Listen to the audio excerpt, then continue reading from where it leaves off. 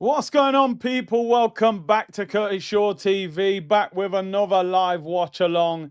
Big game today, people. Arsenal against Sunderland in the Premier League. Must win game. I don't care. It is a must win game, people, especially with the weekend fixtures. We know that obviously Liverpool play Man City tomorrow. I will be doing a watch along for that as well. So make sure you're locked in. 4:30 kickoff. I'll be live about 15 minutes before kickoff. But today we have to handle business. Sunderland, a team that, got a late equaliser against us um, earlier on in the season and caused us problems. So we have to seek a little bit of revenge today. Although, I'm more focused on what we're doing rather than them. Hope everyone's well on this Saturday. And yeah, we will be waffling for the next 55 minutes or an hour until the kickoff. Big up to everyone. Make sure you hit the like button. Can we get 1,000 likes pre-kickoff? And hype up the video if you're watching this on playback. It really does help people. So, yeah, hope everyone's well on this Saturday. As usual, we are going to talk about the team lineup. I'm just looking at one or two things. Just so we can get some clarity on that. But yeah, right, let's get into the team lineup and then we'll discuss one or two other things that are going on, people. The Arsenal team, couple of changes today. David Raya returns, obviously, in goal. Kepa played midweek in the Cup. The back four is Timber, Calafiori, Gabriel, and Saliba. So Calafiori returns. Nkapie had a really good game in the week, but, obviously he wants to use rotation. Arsenal play Brentford on Thursday night away from home. So Calafiori returns at left back. The midfield, Zubomendi, Declan Rice, Kai Havertz plays in the 10. So Havertz is back in the team. Eze drops to the bench. Martin Odegaard is not in the Arsenal squad. He is still out with injury. The manager not really telling people what the injury is at the moment. He's done the program notes today and says that he's going to be back soon, but they've given no clarity as to why he's out or what the injury is. So Martin Odegaard is out of the Arsenal squad. Kai Havertz plays in the attacking midfield role. Eze dropped to the bench. Yeah, is what it is. The front three, Noni Madueke continues on the right. Wasn't great midweek. Did do well at the weekend against Leeds. Obviously, Saka is still out with injury. Trossard returns to the left. Martinelli has actually played well recently. I did say yesterday when we were previewing, I think he might go with Trossard just because, number one, Martinelli went through crazy amounts of running the other day against Chelsea. And also, Trossard tends to do better against the low blocks, which I think Sunderland will camp in their own half today and try and hit us on the break. Maybe that doesn't suit Martinelli as much. Up front, there is a change, people. Gabriel Jesus plays up front today. Victor Gyökeres drops to the bench. What do you guys make of that? The only thing you will say, he has played a lot of football lately. And obviously, we've got a big game midweek away at Brentford. But interesting, very interesting. The Arsenal bench, Kepa, Mosquera, Ben White, Nkapie, Eze, Martinelli, Lewis Skelly, Norgard, and Victor Gyökeres. Quality bench, so no excuses. Even if the starting 11 don't do the business, we've got quality players that can come on and affect the game in an attacking sense. Gyökeres, Eze, Martinelli, plenty of players there that can come off the bench and help us get a goal. So let's see how that goes. The Sunderland team, Royce, Mukiele, Mandava, Alderate, Ballard, the former Arsenal player who scored against us, Talby, Hume, Lafitte, Siddiqui, Diarra, and Brian Brobby, who scored the equaliser against us the other time when we played them at their ground. So very interesting there. And listen, I expect Arsenal to win today. I've predicted a 2-0. Sunderland have got the fourth worst away record in the Premier League. They don't score many goals away from home. No Granit Xhaka, who's been arguably their player of the season, former Arsenal player. He's out with an ankle injury. This has got to be 3 points. However, over the years, these have been the games where we've stumbled. You know, teams that we should beat at home, West Ham at home, Southampton at home, games where we haven't taken advantage in the past. Yeah, Brobby is, he's a big physical guy. I remember he muscled Gabriel off the ball in that game where he scored. Mukiele is a good fullback. Obviously, they got him from PSG. Well, he played for PSG. Did he go to Germany first? I think he might have gone to Germany. But listen, they will, and Ballard was very aggressive against us when we played against them. So, yeah, we're going to have to handle business. Big up to Fitz-Joseph. Hope you're well, bro. He said, this game is beyond massive. Not happy about both Jesus and Havertz starting. Havertz always sinks in midfield. This must not be another Wolves performance. I hear you. And listen, we know that there were signs of a good partnership from Havertz and Gyökeres, but he's gone with Jesus. You know, a lot of games coming up, so I do expect rotation to happen in the next few games. Brentford away on Thursday. Next Sunday we play Wigan. That should be complete rotation. But yeah, it's going to take the squad for us to win the title. That's just the reality of the situation. So, forever a gunner, West Indies won today against Scotland in the T20 World Cup. Now, I haven't seen anything from the World Cup. I didn't even know the World Cup had started. So that shows how locked in I am with the cricket nowadays. But I will try and get involved maybe as they get to the latter stages. But big up to the West Indies. If they can't beat Scotland, then yeah, there's something wrong. Do you know what I mean? No disrespect to Scotland. I know they are a cricketing country. Got my Levi's on, Curtis is on the telly. Yeah, make sure you got your Levi's on, after I was called out for not wearing Levi's. Did you see John Terry crying over Arsenal's celebration against Chelsea? Big up Free Gaza. Does anybody really listen to John Terry's opinion? Let's be real. Guy's a scumbag. You know what I mean? Let's keep it a buck. So, John Terry's opinion, he actually looked stupid. Recording himself, thinking Chelsea were going to score. We hit them on the break and scored. He's going, it's offside, it's offside. It's not offside, mate. It's not offside. Do you know what I mean? He's going, oh, look how they're celebrating. It's only the Carabao Cup. Well, you turned up in a full kit when you didn't play.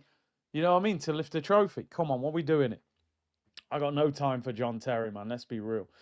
Couple of things to talk about, people, before we circle back and get ready for the kickoff. I don't know if you saw yesterday the Arsenal little YouTube video that they put out. They were banging 50 Cent tunes out in the background. I respect that. Yeah, I respect that. That's the kind of vibe you want to be training to. You know what I mean? Window shopper playing in the background. It's a good look. Victor Gyökeres has been named the Arsenal Player of the Month for January. 4 goals in 6 appearances.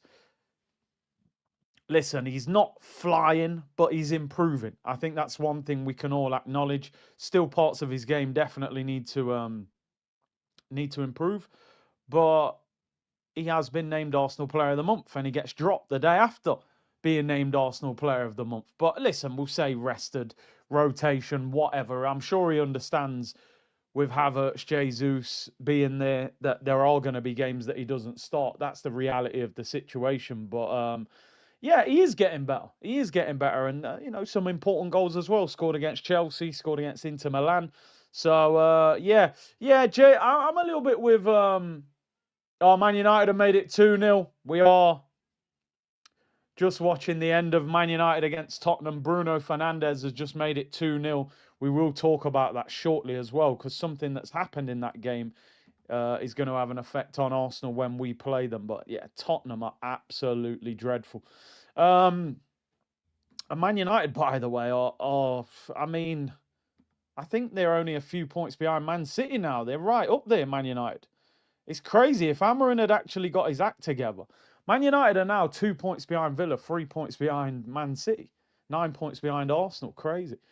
Eze jailed, Gyökeres jailed. If Havertz performs this game, expect him jailed. Now, that's an interesting conversation. Does Carrick get the permanent? Because I'll be honest, Man United are not only winning, they're playing good football.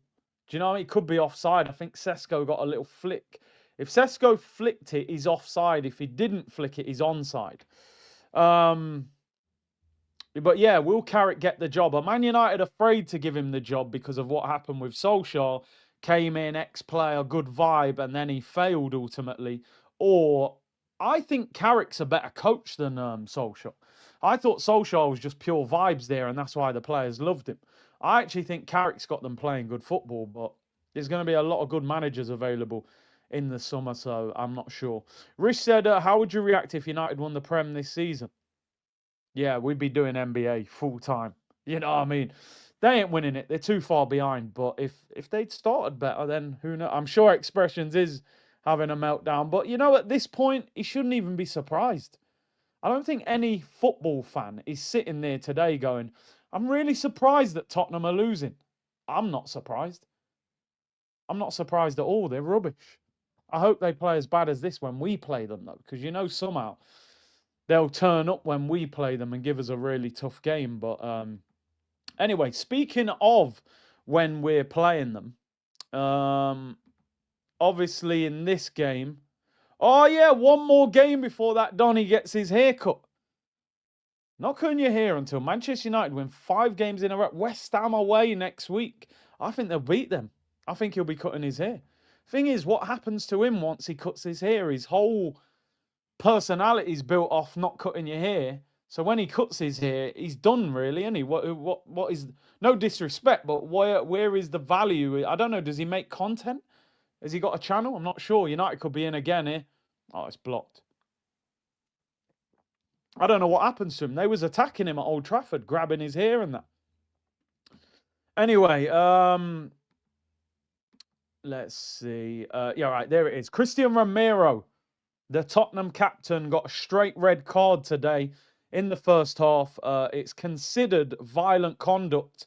High studs on the ankle of Casemiro, and this will probably lead to a 3-match ban. He will now be suspended for the game against Arsenal in the North London derby on the 22nd of Feb.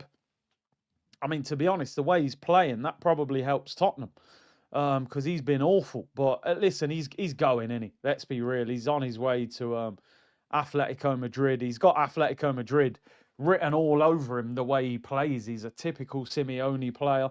And yeah, he will be suspended for the North London derby. Oh, it could be a 4-match. Oh, second red card, yeah.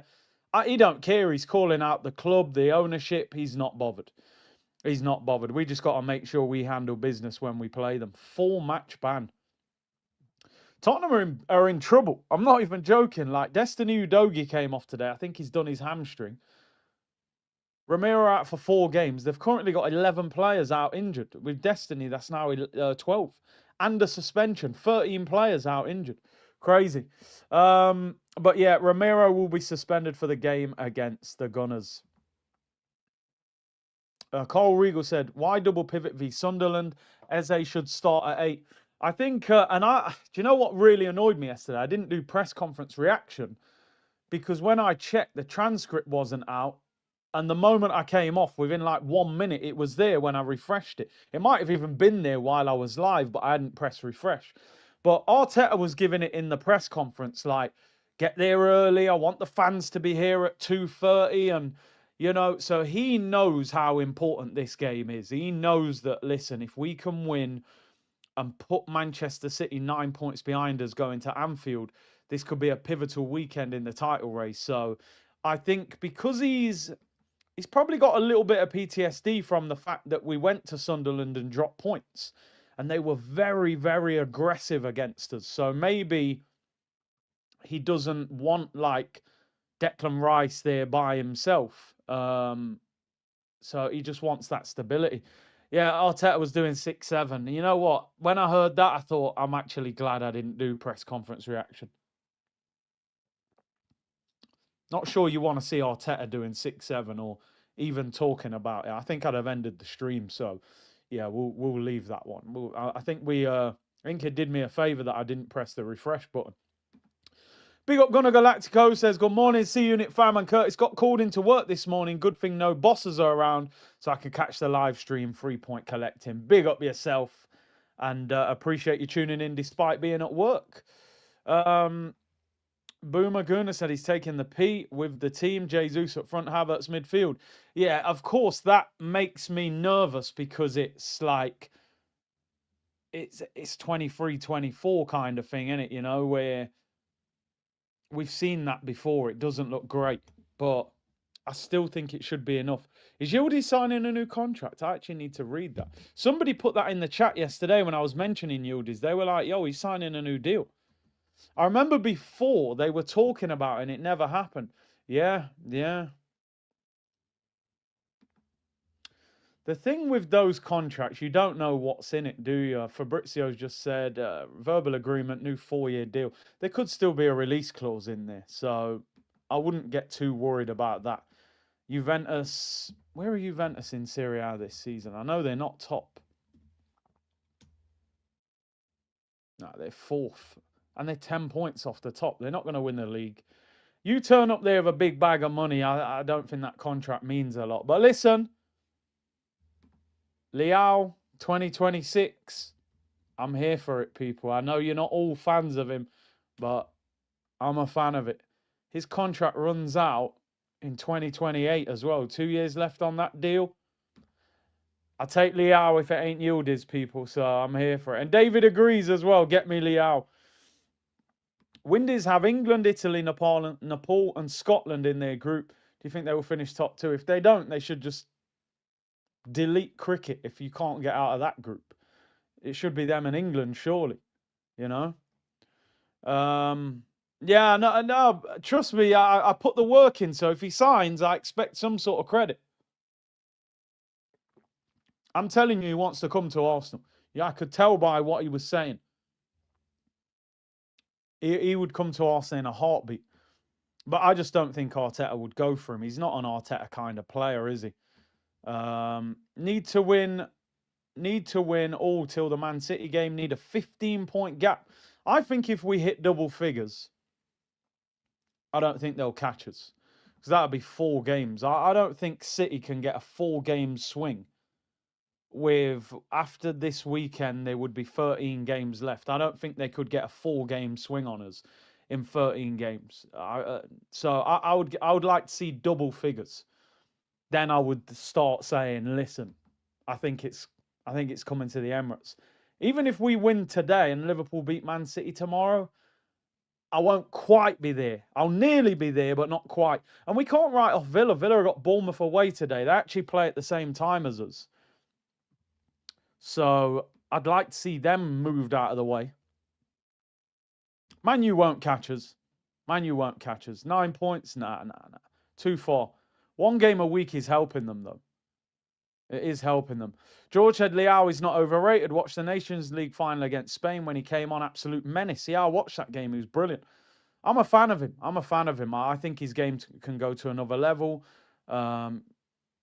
Quick, skillful. But he is inconsistent. And that is the thing. Alexander said, Milan fan here, Leao for MLS and Waneri is trash. Yeah, listen, I hear it. But I think he suits the Prem more than Serie A. Serie A is a lot slower, a lot more defensive. I think the Prem's a bit quicker. But we'll see. We are very capable of dropping points in 4 games. Yeah, we are. We are. You know, I can't write that off, but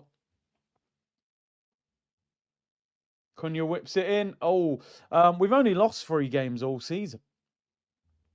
So, and I also think that City would lose some motivation if we were that far ahead of them. Yeah, forever. I'm watching it now. He said Bruno scored again. How many GA does he have in the last 5? It's Man United team. He's just nutmegged him. Hey, then he smashed it way over the bar. He's levels, bro. Let's be real, right? Let's just keep it a buck. The moment Kevin De Bruyne left the Premier League, Bruno is the best attacking midfielder in the league. Yeah, that's just reality of the situation. You know, he's the best. Probably Morgan Rogers as well. You could say Cole Palmer, but I still think Palmer was better drifting off the right. Kobe Mainu getting a standing ovation. This guy Amarim was going to sell him.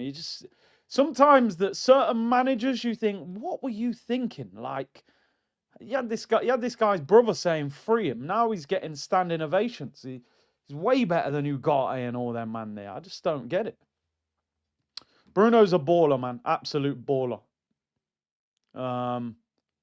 No, maybe not the way we play, but I think in general, Serie A is a slightly slower, more defensive league overall.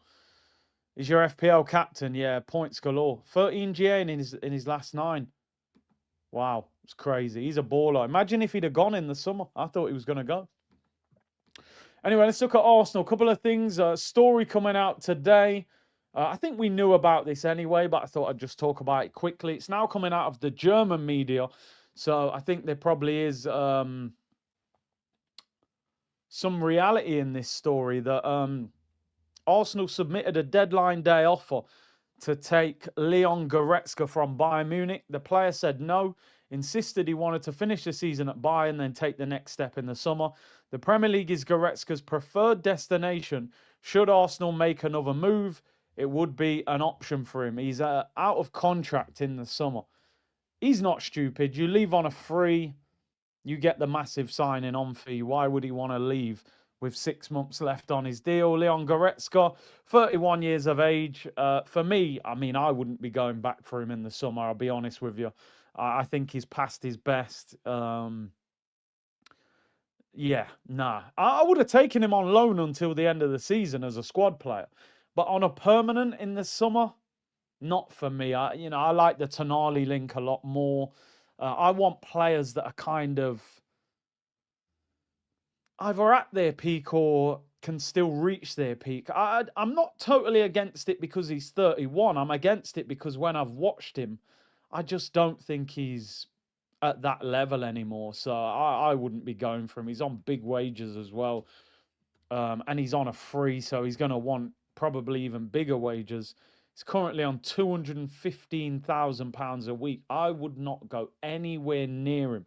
Absolutely nowhere near him. If you were that unhappy at Bayern Munich, bro, you should have come to Arsenal on loan, had a good 6 months. Then we might have changed our minds and gone, wow, he's been balling for 6 months. Yeah, we should sign him on a free. But you've decided to stay at Bayern Munich because you want to leave on a free to get the massive signing on fee. So I don't want nothing to do with him. I actually don't think he's that good anymore anyway. So I wouldn't be going for him. I like the Tonali link. We're being linked with that young guy, is it Bouadi from the French league. Camavinga, I mean, listen, you guys, anyone who watches this channel, you know I'm a massive fan of Camavinga, but I think it'd be hard to get him out of Real Madrid. Al Nassr are cooking with that CR7. Yeah, I mean Ronaldo. I don't know what he's complaining about. He wants better players, and I don't know. Sometimes you've got to look at himself. How come he's gone to Al Nassr? They ain't won nothing since he's been there. Everyone else, even Ivan Toney and them man are winning trophies. I don't know. Should we go for Duran or Tony? I think the Tony ship has sailed, unfortunately. I think we should have got him a couple years ago. Duran's interesting because apparently he wants out of Saudi, but he signed a 300 grand a week contract. So how do you get him out of there? He'll have to take a massive pay cut. Oh, Bruno, Sesko's in. Oh, what a miss. Heads it straight at the goalkeeper, 6 yards out. Bruno is absolutely running the show. And that game's finished, by the way, 2-0 to Manchester United. Tesco has missed a sitter. Has he gone to Zenit? Yeah, he's all over the place. His career's all over the place, man. What's he doing? Yeah, Goretzka, forget about it. I don't want Goretzka at Arsenal. So he's gone to Russia. So he ended his loan at Fenerbahce and went to Zenit. He should have just stayed at Villa and waited for a big club. Took the money, you see. Now he can't get out of that contract. Do you think Bruno can break Thierry's assist record? He has 12 assists. Thierry's was 20. Do you know what? I would hate that record to be broken by a Man United player. I remember when Saka was on like 10 at Christmas and I thought, yeah, if someone's going to break that record, make it an Arsenal player. And then Ozil would have broke it if Giroud didn't hit that, what was it, 18 or 15 games without scoring. But yeah, Bruno, he could reach that, you know. 13 games to go. He might. He only needs 8 to level it, but hopefully not. I'll be real. I don't want him getting that record. Wow, Tottenham at the moment now. Let's have a look at the Premier League table. We'll have a look and see how it affects Arsenal today if we win. Villa are playing Bournemouth at the same time as well. De Jong from Barca, yeah, good player, huge wage. And he on like 380 grand a week or something crazy like that. Be tough to get him. Big up Dre, hope you're well, bro. Big up Curtis in the community. Get the likes up, people. 3,000 of you locked in. Big up the Twitch gang as well. We kick off in 32 minutes. The Premier League table. Pivotal day in the title race. Arsenal against Sunderland. Villa play Bournemouth. City play Liverpool tomorrow. I've said it all week. I don't think City will beat Liverpool at Anfield. However, who knows? Anything can happen. We saw today Romero got sent off. A red card can change everything. So who knows? But we've got to win. We've got to put Man City 9 points behind us, go into Anfield knowing that they have to win that game. That's the kind of pressure. Can you imagine Arsenal being 9 points behind City and going to Anfield tomorrow? You'd be going, "Ah, I can't say it's not happening. You know, we might drop points at Anfield. We never seem to win there." You'd be going, nah, it's too much. We've got a better goal difference as well, by the way. We're +3 over City now. If we could get maybe 3 goals today or 4 goals, effectively goal difference can be like another point. So it's all in our hands. But as you can see, we're not in great form. 2 wins in our last 5. That's got to change. That's got to become like 5 wins out of 5. We were looking at our fixtures the other day. Our next 5 Premier League games, if you include today, obviously we won our last game at Leeds. Sunderland at home, you've got to win that. Brentford away, tricky, but you've got to win it. Wolves away, they're bottom of the league. You've got to win that. And then Tottenham away. Now, I know Tottenham is always tough. It's a derby, but the way they're playing, Arsenal have got to win their next 4 Premier League games and have 5 wins on the board in a row. That's the kind of form that we've got to put up. You know, you've seen it over the years with City. They'll go and win 7 games in a row, 10 games in a row. And that gets you a title. You know, that'll pull you away from the other teams. Just looking at Man City's next few games, Liverpool away, Fulham at home, Newcastle at home, Leeds away, Forest at home. Yeah, their runs a little bit. But we need to go and win 4 or 5 games in a row and put them under pressure. Man United, I mean, what a difference this guy Carrick is making, man. I think he's putting up a big case to say he should get the job. To be honest, maybe Man United fans will be thinking they don't want it to be an Ole Gunnar Solskjaer part 2. But I actually think he's doing sort of more than what... I never looked at United under Ole and thought they were playing good football, but Carrick's actually got them bopping as well. Can you offer... Oh, man, I don't even know. I need to look at that, you know. My apologies. I thought I had subtitles on the videos, but I'll have to look at that. I will try and get subtitles on the videos. Yeah, City on their day can beat anyone. They don't have a good record at Anfield at all. Yeah, for those of you just tuned in, Romero got a straight red today, and that means he will miss the game against Arsenal through suspension. He's now banned. I thought it was 3 games, but the community let me know he's out for 4 games because it's his 2nd straight red card. So, although he's playing absolutely dreadful anyway, apparently he's leaving. He clearly doesn't want to be there. But yeah, he will be. He will be suspended, people. He will be suspended for the game against Arsenal. But I still expect us to beat them anyway. I don't see anything causing us problems there. Where are Tottenham anyway? They're way down there. Sunderland, 2 wins in their last 5 as well. Tottenham are 14th. If Palace get a point, they'll be down to 15th. They're only 9 points. No, this is crazy. This is absolutely crazy. Tottenham are 9 points ahead of West Ham. West Ham have got Burnley today. I reckon West Ham might beat Burnley today. That would put Tottenham 6 points off the relegation zone. Like, is it impossible for that to happen? I'm being serious. Like, they could be 6 points off the relegation zone. Their next 3 games, Newcastle, Arsenal, They're both at home, but tough, and Fulham away. They could be in trouble. They could be in trouble. I'm not even joking. Even after that, they've got Palace, then Liverpool.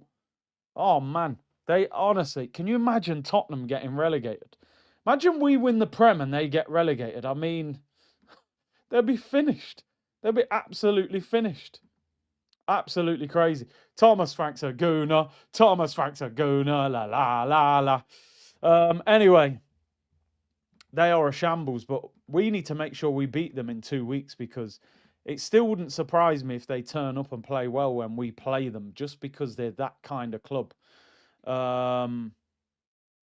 Yeah, I've been trying. I've got actually somebody is going to try and sort it out for me on Monday, because those of you tune in when I do watch-alongs, for some reason the mic clips when I get loud and start shouting.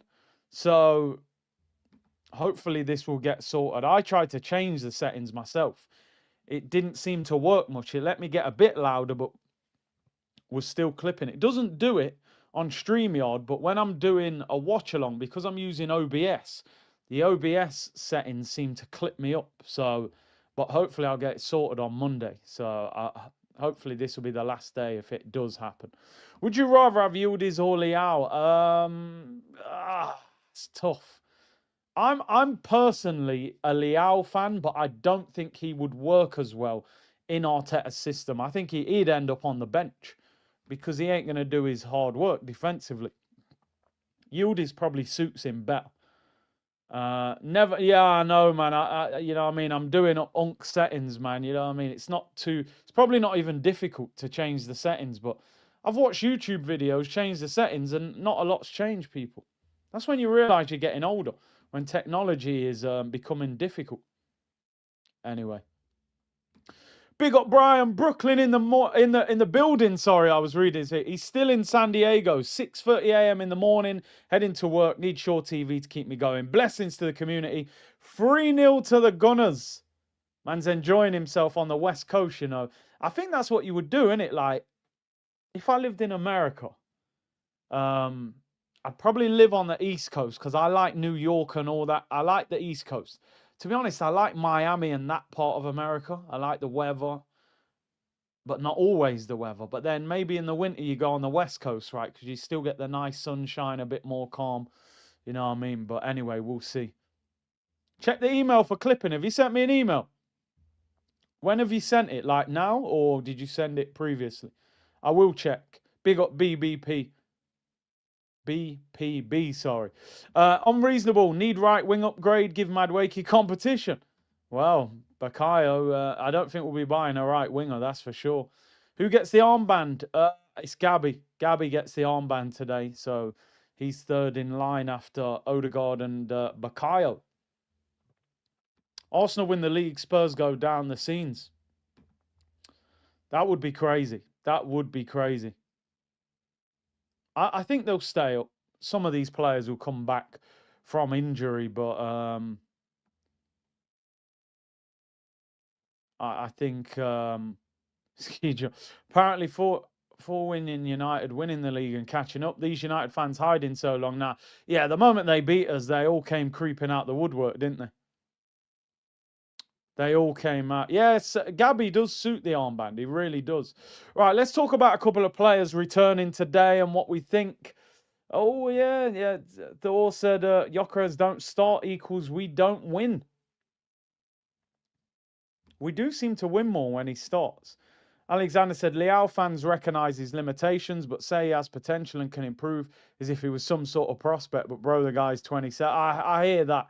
I do hear that. With the age, he's he probably should be more developed. I just think he needs to move from Serie A though. Calafiori returns today at left back, people. Been out for a while.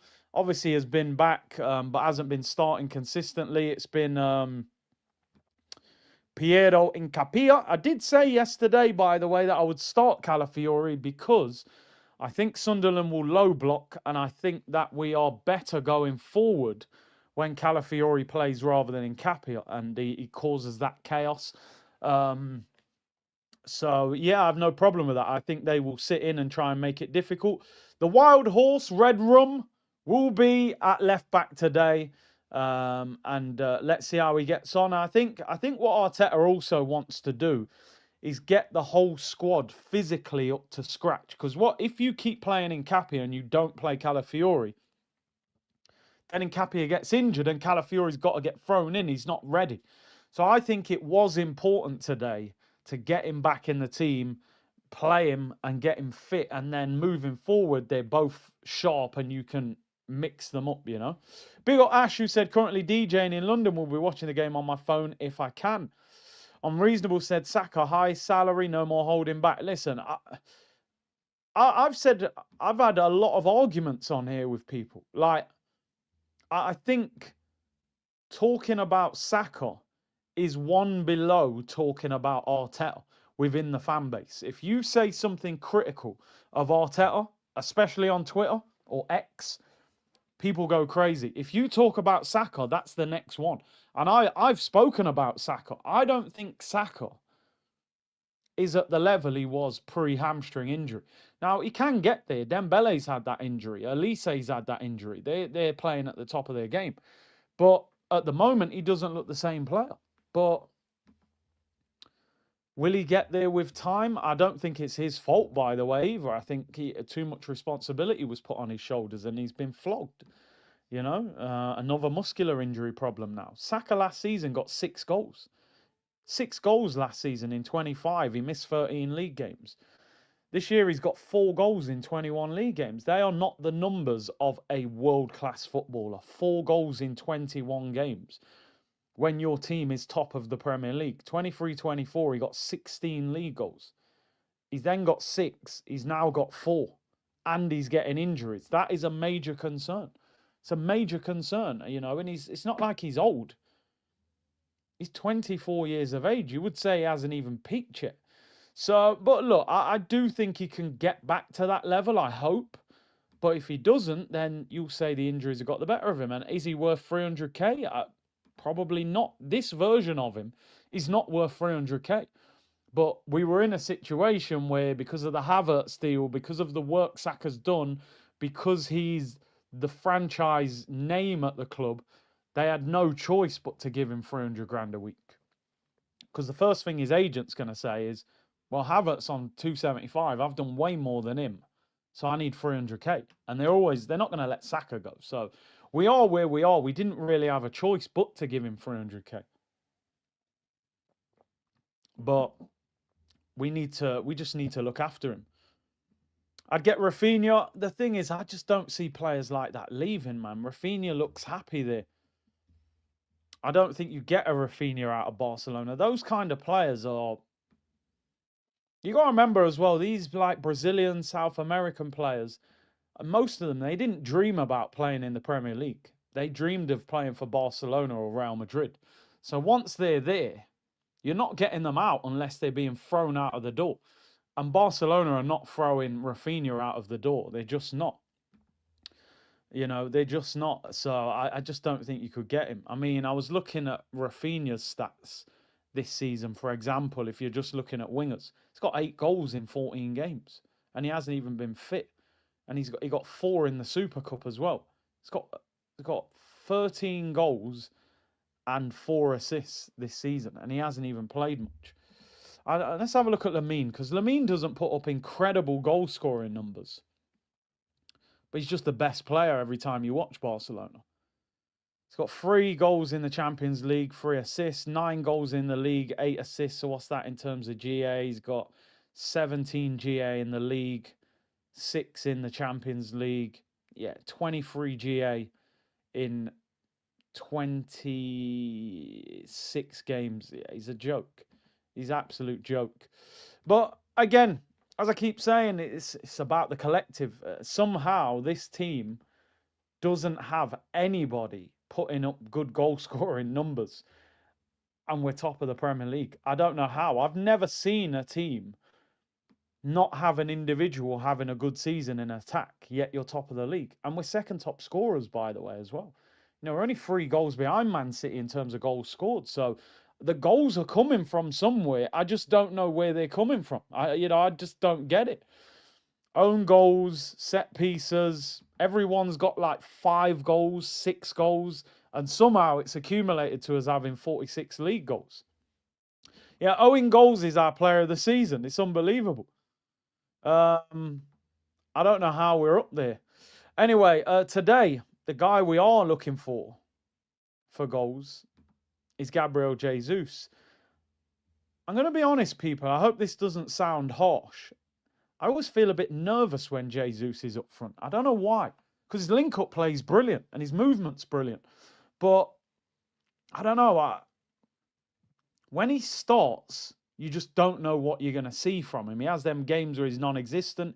He has games where, I don't know. I'm not sure with that one, but he does move good. But I just got a feeling, I don't know. Let me not write him off before it happens. And let's be real, Joker has been inconsistent as well. And again, yeah, I've said it with you guys as well. He's a player that I would sell in the summer. I wouldn't have mind seeing Jesus on the right today, just as an example.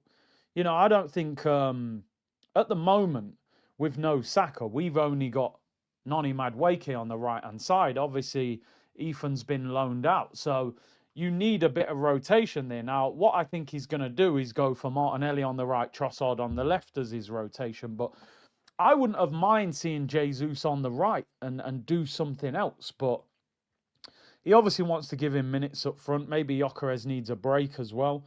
We are going to need rotation.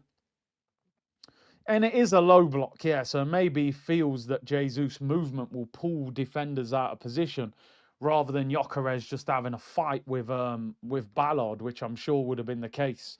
So, yeah, apparently Max Dowman is back training. I don't know if he's in full training. Yeah, no, he's not in full training. Apparently he started individual training this week.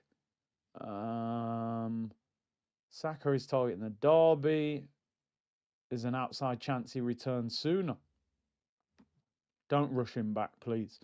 But yeah, apparently Max Dowman's doing individual work. The problem with Max, from a Arteta point of view, is I don't know if Max will get on the bench. I mean, I'm looking at that bench there going, who would Arteta drop for Max Dowman? Maybe us as fans would say, okay, I'll take one of those guys off the bench. Do you really need Skelly, Mosquera, White, and Capie on the bench? I don't think you need 4 defenders on the bench. So in reality, I would drop one of those 4 defenders to put Max on the bench because I think Max is genuinely, I think he's got match-winning ability. I don't give a damn if he's 16 years of age. The guy's a baller. Guy's an absolute baller. I think for 15, 20 minutes off the bench, he can win you a game. But will he drop one of them? The sad thing is, the full guy would probably be Lewis Skelly because I think Mosquera would be your centre-back, Ben White your right-back, and Capie your left-back. He would probably drop Skelly, which is, I'm just thinking from Arteta's point of view, I think that would be the one he would drop. Norgard would be your centre-mid, Gyökeres your striker, Eze your cam, Martinelli your winger. But he loves defenders, Arteta, so maybe he wouldn't even put Max on the bench. Tactical Shine said, more nervous about this game than I was for Leeds. I think we know there's a lot riding on it, But I think we'll win today. MJ said, only 9 points behind you pretenders. He said, glory, glory, Man United. Listen, enjoy your moment, man. Enjoy your moment. And I'm glad you're enjoying your moment. I don't even take offense to that, by the way. I don't even take offense to that. Oh, was that Benjamin who emailed me? Benjamin, I'm going to get back to you. Oh, and you do editing as well. Okay, I'm going to drop you a message. I'm going to drop you a message after this. I didn't even see that. Apologies. Replacing your G-Wagon for a Sandro Eurus. Fitz, don't listen to them. There ain't no G-Wagon in the garage. I wish there was. I wish there was a Eurus in the garage. We're far from that. But do you know what? Expensive cars nowadays, I don't know. They don't make as much sense as they used to back in the day. You know, they lose value very quick. Insurance is going up. Parts are expensive. You know, I like a flashy car, but they're not always a great investment, are they? Big cars, expensive cars. You lose a lot of money on them. But it is nice to have one. How much do we get for Odegaard if he leaves? See, the problem is, it's like, what club would buy him? Like, I saw him getting linked with Inter. And who was the other one? Bayern Munich? I was like, would Bayern Munich buy him? They got Musiala. Inter maybe would buy him. They ain't really... Who's their attacking midfielder? Maybe Kalanoglu? I think if Berta really got to work, he'd get about £7 for him. No, I'm joking. I'm joking. I reckon he could make 45, 50 mil. I don't even know if he'd get 50 mil for him, but if somebody dropped 50 mil on the table, he'd be at the airport. He'd be in the airport flying out if you could get 50 million for him. I think we played... What did we pay for him? 35? About 35 million, I think we paid for him. If you got 50 million for him, he'd be out the door for me.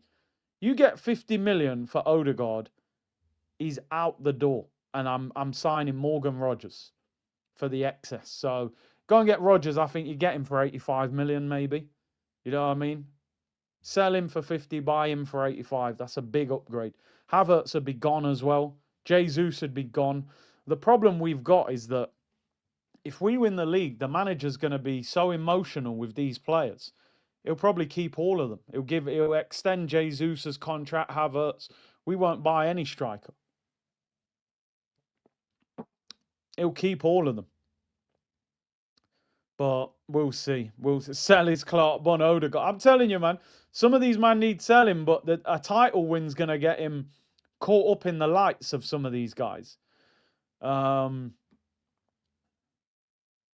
he'll end up keeping them and giving them new contracts. Real Madrid want Rodri, apparently. I'm not sure they'd be... Doesn't look the same player to me. Doesn't look the same player at all. If I was Real Madrid, I'd be careful going for that one. But, oh, yeah, they're saying here, so that Kevin Schade, is it? Who's, like, been one of Brentford's best players. He's suspended for the Arsenal game. He got sent off at Villa, violent conduct, 3-match ban, misses the game on Thursday. Now, Ramiro sent off, 4-match ban, misses the game against Arsenal. I mean, how much more do we want to fall into place for us to get this league title? Like, everything's there for us. Need to break the 7-point hurdle. Once we go over the 7, I believe it's over. I don't see us losing 4 games. So if we win today, it's 9. If they draw tomorrow, it's 8. And if they lose, it's 9. So for me to feel really comfy, I want the 4th. So the 4th would require double figures. Arsenal get to 10 points. I'll start saying things I've never said on this channel. But you never know. I'm doing the watch-along tomorrow for Liverpool against Man City. If Liverpool turn them over and it's 9, I might get carried away at 9. But 9 doesn't quite get me there because we've still got to play them. So if they beat us, it's 6. And 6 makes me nervous. So I need 10. 10 gives us 4 games. I need a 4-game buffer from Man City. You get me to 4 games... I'm booking flights. You know what I'm saying? Things are going on. But not even 9, I won't quite be there. But if Liverpool smash them tomorrow, I might start getting carried away. I don't know. We all get caught up in the emotion. Would you take a point today, bro? If we get a point today, I'm crashing out. Arsenal therapy tonight, midnight. I ain't taking no point today. Sunderland, bro, you mad? We have to win this game. Not only do we have to win this game, I actually want to see a decent performance. I actually want us to play well. I'm just trying to find. Sure. Oh, it's the old 3 o'clock battle today, isn't it? Can we find a decent up-to-date stream of the game? Will be the battle today, but hopefully we can. 10, and I think I'm in the armory, swiping the card and just saying, Give me everything. You know what I mean? But listen, we've got to win today. These games make me nervous, I'll be honest. These games are the nerve-wracking games because when it's on paper that you should definitely win, you're like, this is when Arsenal have messed up over the years. Do you miss the braids? Do you know what? It's like I like the style of the braids, but I don't miss the hassle at all. Do you know what I mean? Like you just don't miss the hassle, man. Yeah, like go swimming, you're trying to keep your hair dry, sleeping with a do-rag, here's a mess after a week. Rains all the time in England, so it gets messy quick. It just takes too much to maintain it, you know what I mean? It really does. People asking for links to watch the game. Feel free to share them in the comments. VPN settings and all that. Big up Buenos Aires. I think I just missed your comment. Big up Doctor. He said, big up C and the unit. Had called for a 4-0. Then I saw the lineup. Is the manager on spice? Timber should rest. Nkapie dropped after man of the match. Eze should be starting or play 4-4-F in 2. I'll be honest. Yeah, I would have liked, sorry, to have seen Eze and Gyökeres start because I don't feel like Eze has a run in the team to get any rhythm going. Like, I know he's not playing amazing, but he needs 4 or 5 games. Like, Odegaard's injured. So play him. Play him. Gyökeres just won Arsenal Player of the Month. His confidence level's probably high. I would have played him as well. You said Timber should rest. I don't mind Timber playing. What they're saying is that Timber didn't have an injury. He's just not doing as much training as the rest of the group. And we do play on Thursday. And after that, we are playing Wigan on Sunday. So I'd be saying to Timber, get me through today's game. You can always take him off if we're winning after 60 minutes. And then you've got a break until Thursday. Play on Thursday. You don't need to play against Wigan. Weekend off. I don't even need you on the bench.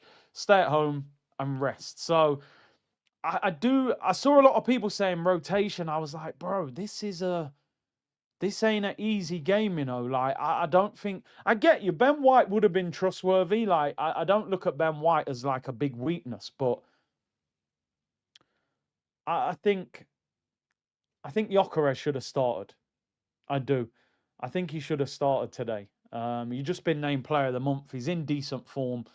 I would have played him, but then maybe he's tired as well. Who knows? Also, let's be real.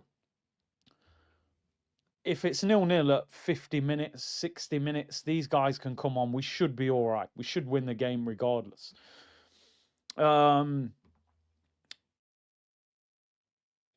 No, I read that one, Mohammed. Big up, Alfred. What people don't understand, no matter how good your defence, all they can do is guarantee a point. If the other team don't score, it's up to the offence to get free. Last season, prime example, yeah. And I think that's what Arsenal have played on this season, Alfred. It's like we've had so many good defensive performances that the pressure isn't on us to score many goals. So that's why we're top of the league, because it's like 1-0, 2-0, 2-1, 3-2. That can win you the title. When was the last entertaining Arsenal game, says Cormac? It's a good question. I thought Leeds was all right. Not the whole game, but once we got going. Kairat, I thought we were poor. Man United, we weren't good. They were entertaining for a neutral. Inter, we were good. I thought we bopped them. We could have beat them 5. I thought Chelsea away in the cup we played well, but we conceded. The last absolute, what I would call masterclass, was Villa. 4-1, we absolutely battered them. That, I think Villa, Tottenham, Bayern Munich, Atletico Madrid, I think they're the best performances of the season, where we've just blitzed a good team. Not that I rate Tottenham, but on paper it's a tough game. They're the games where I think we've been like, we're playing at a level where I'm going, yeah, you can't deal with that. I remember saying at the end of the Bayern Munich game, I said, we're the best team in the world. I didn't mean it overall, but I just sort of meant at the moment, I don't feel like any team would beat us playing that level of football. But obviously, we haven't played like that on a consistent basis. But I do think that we're kind of, it's like we're picking and choosing when to really attack. You know, I think he's he probably looks at games and thinks this game's going to be scrappy. Let's just get through it. The players are coming on the pitch, people. I've gone for a 2-0 win today. I just think with the low block, with Jesus up front, I think Trossard will do well. Newcastle away, yeah. Second half, we kicked into gear and dealt with them. And that is a good thing. I do agree with you on that, is that I like the fact that we can win games in different ways. Like, we can grind out a result. We can blitz a team.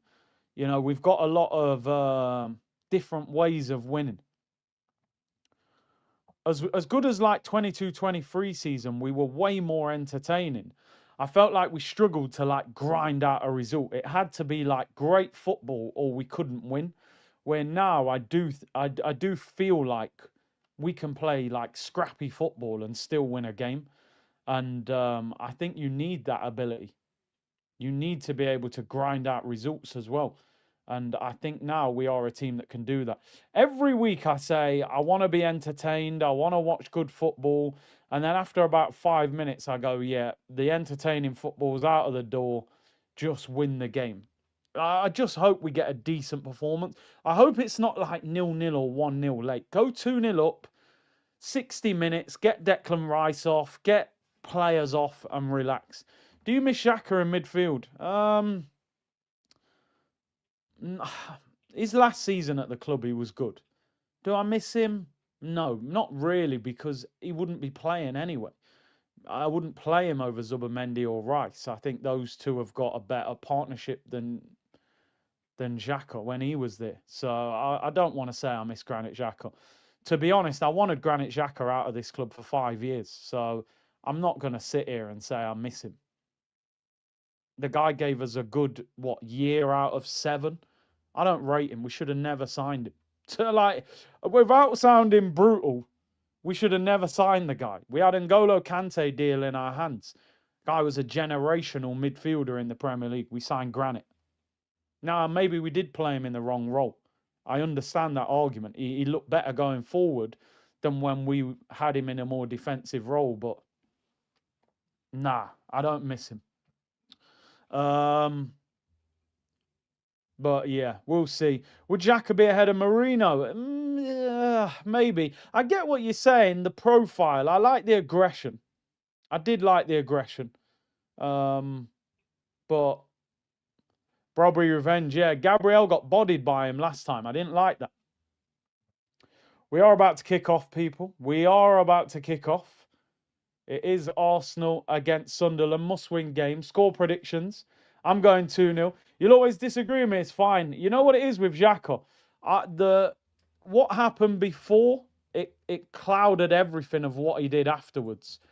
Like, those years of not playing well, it wasn't made up by what he did in that year where he performed. Like, there was too many things for me. The armband on the floor, the red cards. It was, yeah, it just wasn't enough for me. But I understand a lot of people do like him, but I was never the biggest fan of him. Let's see how we get on today, people. Big up to everybody locked in. Make sure you hit the like button. Arsenal against Sunderland. North London Forever was blaring out of the speakers. Who's going to score today? I could see Havertz scoring today and a set piece. Havertz and a set piece I'll go for. If Havertz scores today, it's just interesting how Havertz is back in midfield. I never thought I'd see it. Already you can see they've got loads of play. Oh, Havertz could have scored there. Good ball in. That's what he is good at, by the way, is that height. That's what he does give you. I wouldn't say, was it a sitter? I don't think there's... he probably should have hit the target there, you know. That's actually not a bad ball in. I think he should have hit the target. Let's see. Last stream he said something that stuck with me. Hate is an easy emotion, whereas love is hard. Thanks for sharing. You see what I mean? You ain't getting them kind of diamonds on every channel. even reading it back, I'm thinking, yeah, I agree with that. And I'm like, oh, actually, it was me who said it. But now, big up, big up. Yeah, hate is a weak emotion, man. Muddy said, don't think I've seen a single progressive pass of Zinchenko or Partey's the whole season. I saw Zinchenko training with Ajax. Obviously played for PSV, so it'd be interesting how their fans take to him. You can already see what's happening here. They're packing the midfield, Sunderland. Big up Aaron with the super sticker. Appreciate that, bro. Big up to everyone locked in. 4.5K locked in. Hope everyone's well. Big up Hassan who says, big up Curtis, watching you from Pakistan. Len said, we're going to see everything we knew about Havertz today. Well, I hope he surprises us because Havertz in midfield, my expectation is always quite low, I'll be honest. Big up Curtis, hope you're doing well from Cali on the West Coast. Gotanelli said Havertz is just not good enough for 280k a week. No, he's not. He's not. That's my problem. A lot of Arsenal fans, they like Havertz. And there's things about his game that I like. He's clever. You know, he gets between the lines. He looks like he's always going to get a chance. He's just not worth what we've paid for him. He can't justify being the top earner, or with Saka the top earner. That's my issue. To give him a new contract for me is just absolute insanity. I'd be moving him on, but I think he'll get a new deal. I think he'll absolutely get a new deal. This manager loves him. Mad Wakey doing back heels and stuff. Started the game quite bright. Can we get an early goal though, people? Can we get an early goal? Trossard looks good today. I think Trossard is very good against low blocks. He's very clever. You think the pitch looks terrible?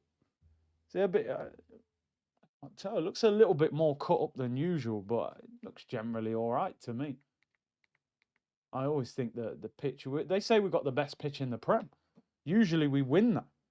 Looks a bit bobbly, don't it? Yeah, they've had heavy rain, but that's what I always say. When you build these stadiums, you should build a retractable roof, because then any bad weather, you keep it off the pitch. Yeah, you're right. It does look a bit bobbly. Trossard looking sharp. Can we get an early goal?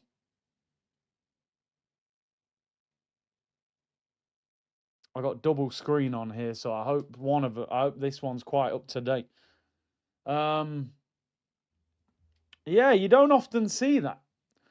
When did we play? We played Tuesday. This Brobby guy, look, he's on it. Yeah, he wants a scrap, don't he? He's hard work, he is. Nonny up to antics again.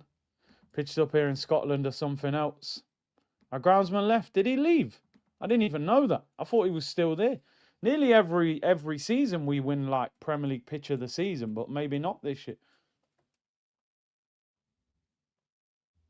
Brobby, yeah, he is. He is. I think he's so strong. Really, really strong. I feel like Trossard's going to have a good game today. You can just see it. These games, he's clever. He's good in them tight spaces. Yeah, Nonny trying to do Burkamp flicks. Flicking out for a goal kick. What, you got -20? Yeah, I know. I always come on here and go, oh, the weather, man, in England, it's terrible. And then you get somebody like going, yeah, it's -20 where they are. And you're like, okay, cool. I'll let it slide. I'll let it slide. It ain't that bad here compared to that. Yeah, he is strong, man. I mean, I remember we were linked with him one time. Did Arteta promise Ubamendi would start every game no matter what to pull him away from Liverpool? It's mad Norgard is not being rotated. I think the problem you've got is when you look at title-winning teams, a lot of time managers, they stick with certain partnerships. Like, you remember when Liverpool, it was Henderson, Wijnaldum, Fabinho. You know, you didn't often, if that was fit, it started. If it was Firmino, Salah, Mane fit, it started. And I think Arteta's in a zone now where it's like, if Zubimendi and Rice are fit, he's going to play those two in midfield. He's not trusting of Norgard unless he feels one of those guys has to be rested. Sunderland just a big, well-organised team, to be honest. Alfred said, wasn't Xhaka's fault? Wenger never had two things that watched. Xhaka was supposed to be brought with Mvia or Kante. Wenger transformed Henry and thought he could do it with everybody. Yeah, I hear you on that. I hear you on Jan Mvia, man. That every year, Jan Mvia, William Carvalho, we were always linked with a DM and never bought one. David said, wonder if the media will go on about Man United and set-piece goal today. And nah, I'm sure they won't, David. Big up to you, member for 10 months. Bleck said, big up Big C from South Africa. And big up the community. Hope this game won't be awful to watch and end up winning 4-0. I'd love a 4-0. I'm going for 2-0. Ah, silly free kick to give away. I just think Sunderland will defend. Will break them down, probably from a set piece. And then we'll probably get another one later. Whoa, Ray, man, what's going on, man? What's wrong with this guy, Ray? I'm telling you. He thinks he's Xavi. I've said it for so long on this channel. He thinks he's a midfielder. I had this down as a banker clean sheet. They should have scored. Should have scored. This guy, Ray, wants to be a midfielder. I'm telling you, next season, this guy will play in midfield. No, he won't, but you know what I'm saying. How are they getting a free kick on the halfway line? I just don't understand why he's coming out so far to collect that. Sometimes goalkeepers, it's like they have to be involved. Have to be involved. Was that Havertz who blocked that? It's basically an open goal if Havertz doesn't block that. But why is he coming out for that? It's towards the edge of the penalty area, bro, and you flapped it all over the place. I actually rate David Raya, but sometimes it's almost like he's too desperate to get involved in the game. Like, oh, I'm bored here. Let me just come out and catch it. There's too much traffic in front of you. What a block that is by Havertz, by the way. I don't know what he's doing there. Punch it, if anything. There's too many players there. Oh, mate. I don't know why he comes for that. Oh, Donnarumma is better than him. He is. Hit the likes, though, people. Hit the damn likes. Did we get 1,000 likes pre-kickoff? I don't know if we got there. I didn't even check. We'll have a look. Hey, if Havertz want there, that's an open goal. Brobby as well, I think it was. He thinks he's taller than what he is. We're at 900 likes, people. Big up. Get the likes up to 1,000. He needs to stay out of the game. We haven't started the game well. Has he changed the attack too much? We look a bit disjointed. Noni Madueke, people, is just a player as well that I find so frustrating to watch. I'll be honest. I don't mind when he comes on for 25 minutes and like tries to open the game up for us, but watching him from the start, he irritates me because he loses the ball easily. I don't like players who lose the ball too easy. I get it when you're a winger and you're dynamic, you're a risky player, so you will lose it, but it's just frustrating player to watch. This is just a typical Arsenal game, innit? It'll be 0-0, it'll become boring, we'll grind them down, nick a goal. But we could have conceded. That's the risky part of it. We haven't started great. No goals in the Premier League so far. Keep me updated, people, if there's any goals, especially in the Villa game. Especially a Villa or away at Bournemouth. Jesus will come off for Eze. You would think Gyökeres, but he hasn't hardly had a touch so far. We haven't got going yet, though, to be fair. I'm not blaming Jesus. We just haven't started. What's surprising me a little bit here, though, people, is Sunderland are actually getting bodies forward. They're not just sort of sitting in there and going, we'll just low block and not get forward. They're actually trying to get at us a little bit. You would think that would suit us, but We haven't really attacked them yet. I mean, they've won 9 out of 24. Get a corner and bundle it in. Yeah, you know, you're not wrong. You're not wrong. Get a corner. Hopefully someone kneecaps it in, you know. Big up to Robin Hood, man. Said big up Kirtley. Big up yourself, man. Yeah, we are 20 minutes, 12 in, but, you know, we expect... When you're top of the league, sometimes you want to see a team just turn up and show like, yo, we're top of the league, man. We're going to show levels. West Ham goal, is it? I told you, West Ham. If West Ham, I did say at the start of this stream, West Ham will beat Burnley today. If West Ham beat Burnley today, Tottenham are 6 points off the relegation zone. They could get relegated. Chelsea have scored as well, away at Wolves. Cole Palmer penalty. Somerville scored for West Ham.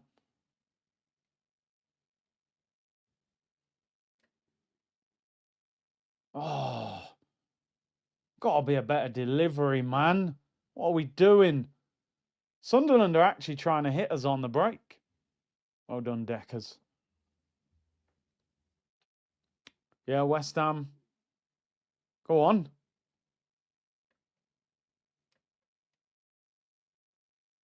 Oh, Nani's so frustrating, man. Is Nani wearing different boots? Or is that, have they actually brought boots out? I'm sure he's wearing different colour boots. Is there actually a pair of boots that are a different colour, or is he wearing 2 different boots? Come on, boys. Come on. We should calm down with your commentary. Nah. I do add to it. I do add to it. Nani's on the wind-up. He's changed one, has he? This guy, Nani, man. Sunderland look decent.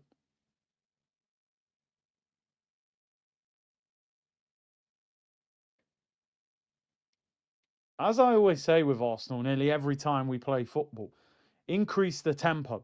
Play at a faster speed, and you'll cause more problems. We're playing too slow.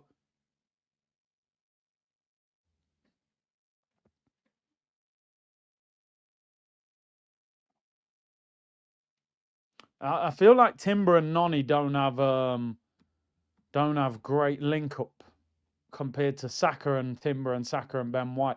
It takes time. It does take time.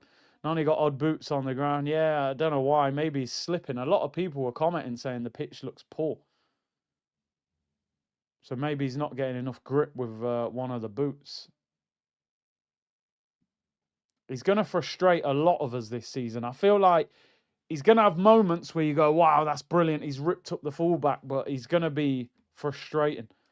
Wasim said, Arteta air traffic controlling on the touchline. I've never understood it, right? I think if you're a manager and you coach the whole week, why do you need to stand on the touchline all game barking out instructions? Like, you've been on the training ground for hours and hours telling these guys how to play. You know, I always thought as a player, I didn't like it when a manager was constantly telling you what to do. I think you got to leave them. Let them figure it out. But he is so animated on the touchline. But I suppose it's his way. Everyone's got their own way as a manager, aren't they?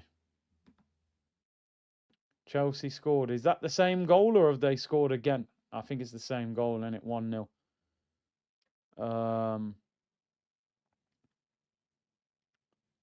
We don't really press. I'll be honest, we jog. Look how easy it is to get through our press. Because we press individually. That's why Sunderland have just bopped through the press there. You cannot press by yourself. It's so easy to play around one player pressing. You've got to go in 2s and 3s. And we got no pace on the break, apart from Nani. We're not playing well. I'm sorry. I know people will go, oh, he's only 16 minutes in. We don't look like we've got control of things. Look at like our back four needs to get higher up the pitch. We've got a quick back four. Good defenders. Take a bit of responsibility and squeeze the game. If our defence are sat 10 yards in front of our own penalty area, We're too deep.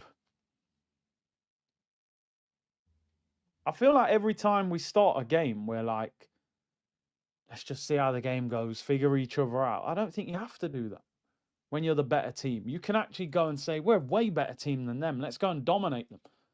Sunderland look comfortable. Anyway, here's what it is. Still 0-0. 17 minutes gone, people. Well, 18 minutes gone now. And we're not pressing. We're standing off them. That Mukiele actually, right, I don't know how Sunderland got him. I remember a couple of years ago when he was at PSG thinking some big club is going to get him if they sell him. I mean, he was at a big club, but I don't know how he's ended up at Sunderland. He's way better than Sunderland. No disrespect to Sunderland. But he's a good player. Fulham winning 1-0. Who are Fulham playing? I actually don't know who they're playing. Fulham have got Everton at home. Yeah, Everton don't travel well, do they? Can see Fulham winning that. Who scored? Was it Harry Wilson? He just scores all the time. Oh, Raul Jimenez. Come on, Arsenal. Let's get going, man.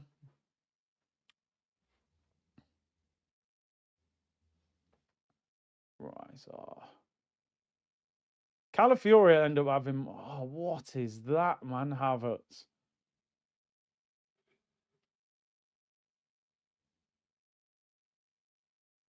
I honestly, every time I watch Arsenal, I'm just baffled. I've never been more confused watching a team top of the league in my whole life. Like every time I watch us, I go, "Oh, Nani again, man!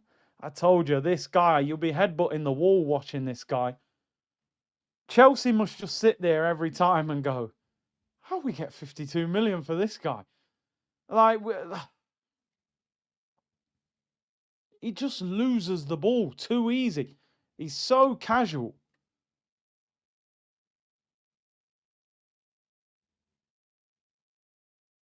Every time I watch us, I go, I can't believe we're top of the league attacking like this.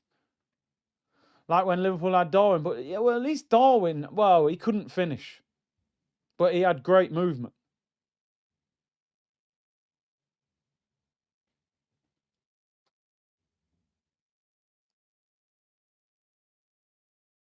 It's just the final ball and the final shot. And that's the hardest part of football at the end of the day.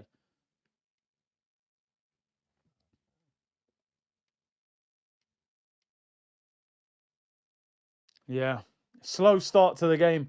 Who's been the most underrated manager this season? I think it's that Brentford manager for me. I think he's manager of the season because I had them as possibly relegated, and he's got them. I think they're eighth in the league, ninth in the league, but they got a game depending on what happens today. Lost Wissa, lost Norgard, lost Mbuemo, lost Thomas Frank. I thought they'd go down or at least be in like the bottom five. They've been fantastic. Unai as well. Unai's done a great job to get Villa in a title race. They haven't really, they've lost players. They lost Diaby. They lost Leon Bailey when he went. I know he's come back now. They've done well. Yeah, Sunderland as well. Actually, I can't. They're seventh in the league and they're newly promoted. They've only conceded 26 goals, Sunderland. They got the third best defence in the Prem, level with Villa. So yeah, actually them as well, newly promoted. I don't understand why we're sitting back. They've got the fourth worst away record in the Prem. We're top of the league and we're sitting off them, letting them. Yeah, yield his new contract. I wouldn't worry too much about that though. The only thing you could say is maybe you've got to pay an extra 10 million to get him out of it. Darwin had 30 GA first season. What, for 30 GA at Liverpool? That's got to be all comps though, right? That's got to be all comps. There's no way I don't think he's ever scored 20 league goals, has he, at Liverpool? Darwin Núñez, Liverpool. Oh, it's not showing me the whole thing, but yeah. Yeah, he had 19 GA in the Prem, so, and then he had 6 GA in Europa League. Yeah, 30 GA all comps. But he's only 11 Premier League goals. But yeah, he got a lot of assists. No urgency. Sunderland growing into the game a little bit as well. Oh, Villa, have they scored? It's annoying, man. I had a Bournemouth. Bournemouth are a bit shaky at the moment, aren't they? Without Semenyo, they haven't really got a replacement in. Morgan Rogers, they got, listen, say no more. Said it at the start of the stream. Go and buy him in the summer. It costs a lot of money. Yeah, I'd rather have Rogers. I think Harry Wilson's a free in the summer, though, isn't he? But I don't know if he's just one of them guys who scores bangers, but I don't know if his all-round game is that good. He's a free, though. Owen Goles again, people. You know what I mean? They're trying to score for us. The only way we know how. Can you score an own goal? It's crazy, isn't it? How crazy is it? Imagine if own goals ends up as our top scorer. Again, I've said it so many times. At the risk of repeating myself, this is another game where Arsenal should swap Zubimendi and Rice and push Zubimendi forward because he's more creative in those tight spaces. Declan Rice, in this game, sit him in front of the back four and let Zubimendi try and play that sort of Vitinha role and get him forward creatively. Swap them. Yeah, corner's got a guy tried to volley the ball in his own goal. We do have a corner.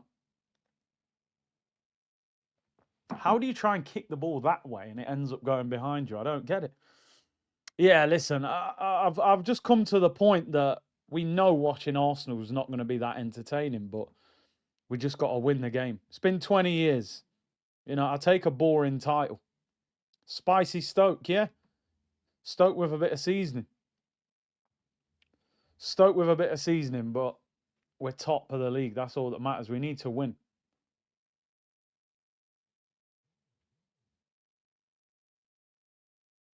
Got away with that. That was a poor corner as well. Yeah, biscuit convo on the way.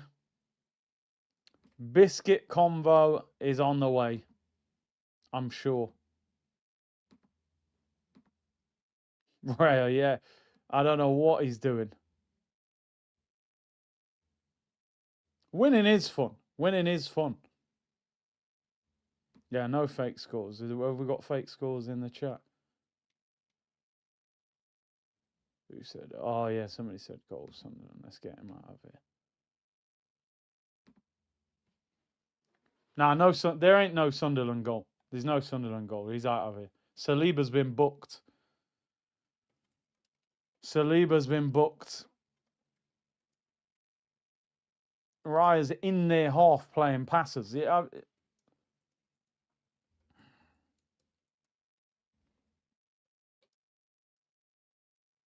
Saliba on a yellow, people.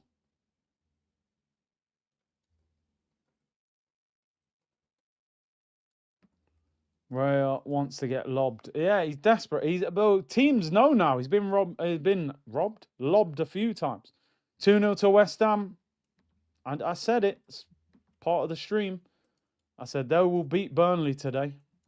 And they'll be 6 points behind Tottenham. Tottenham relegation battle. It felt there like Saliba wanted to prove himself, how strong he was. Overdid it. Got booked. Always nerve-wracking when your centre-back's on a yellow in the first half. Thing is, I don't understand. Again, why he's so far forward there?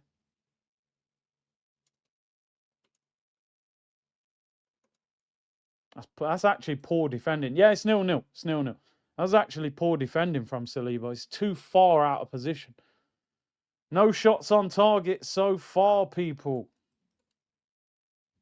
For Arsenal. Boring game. We shouldn't be surprised. We've seen a lot of this season.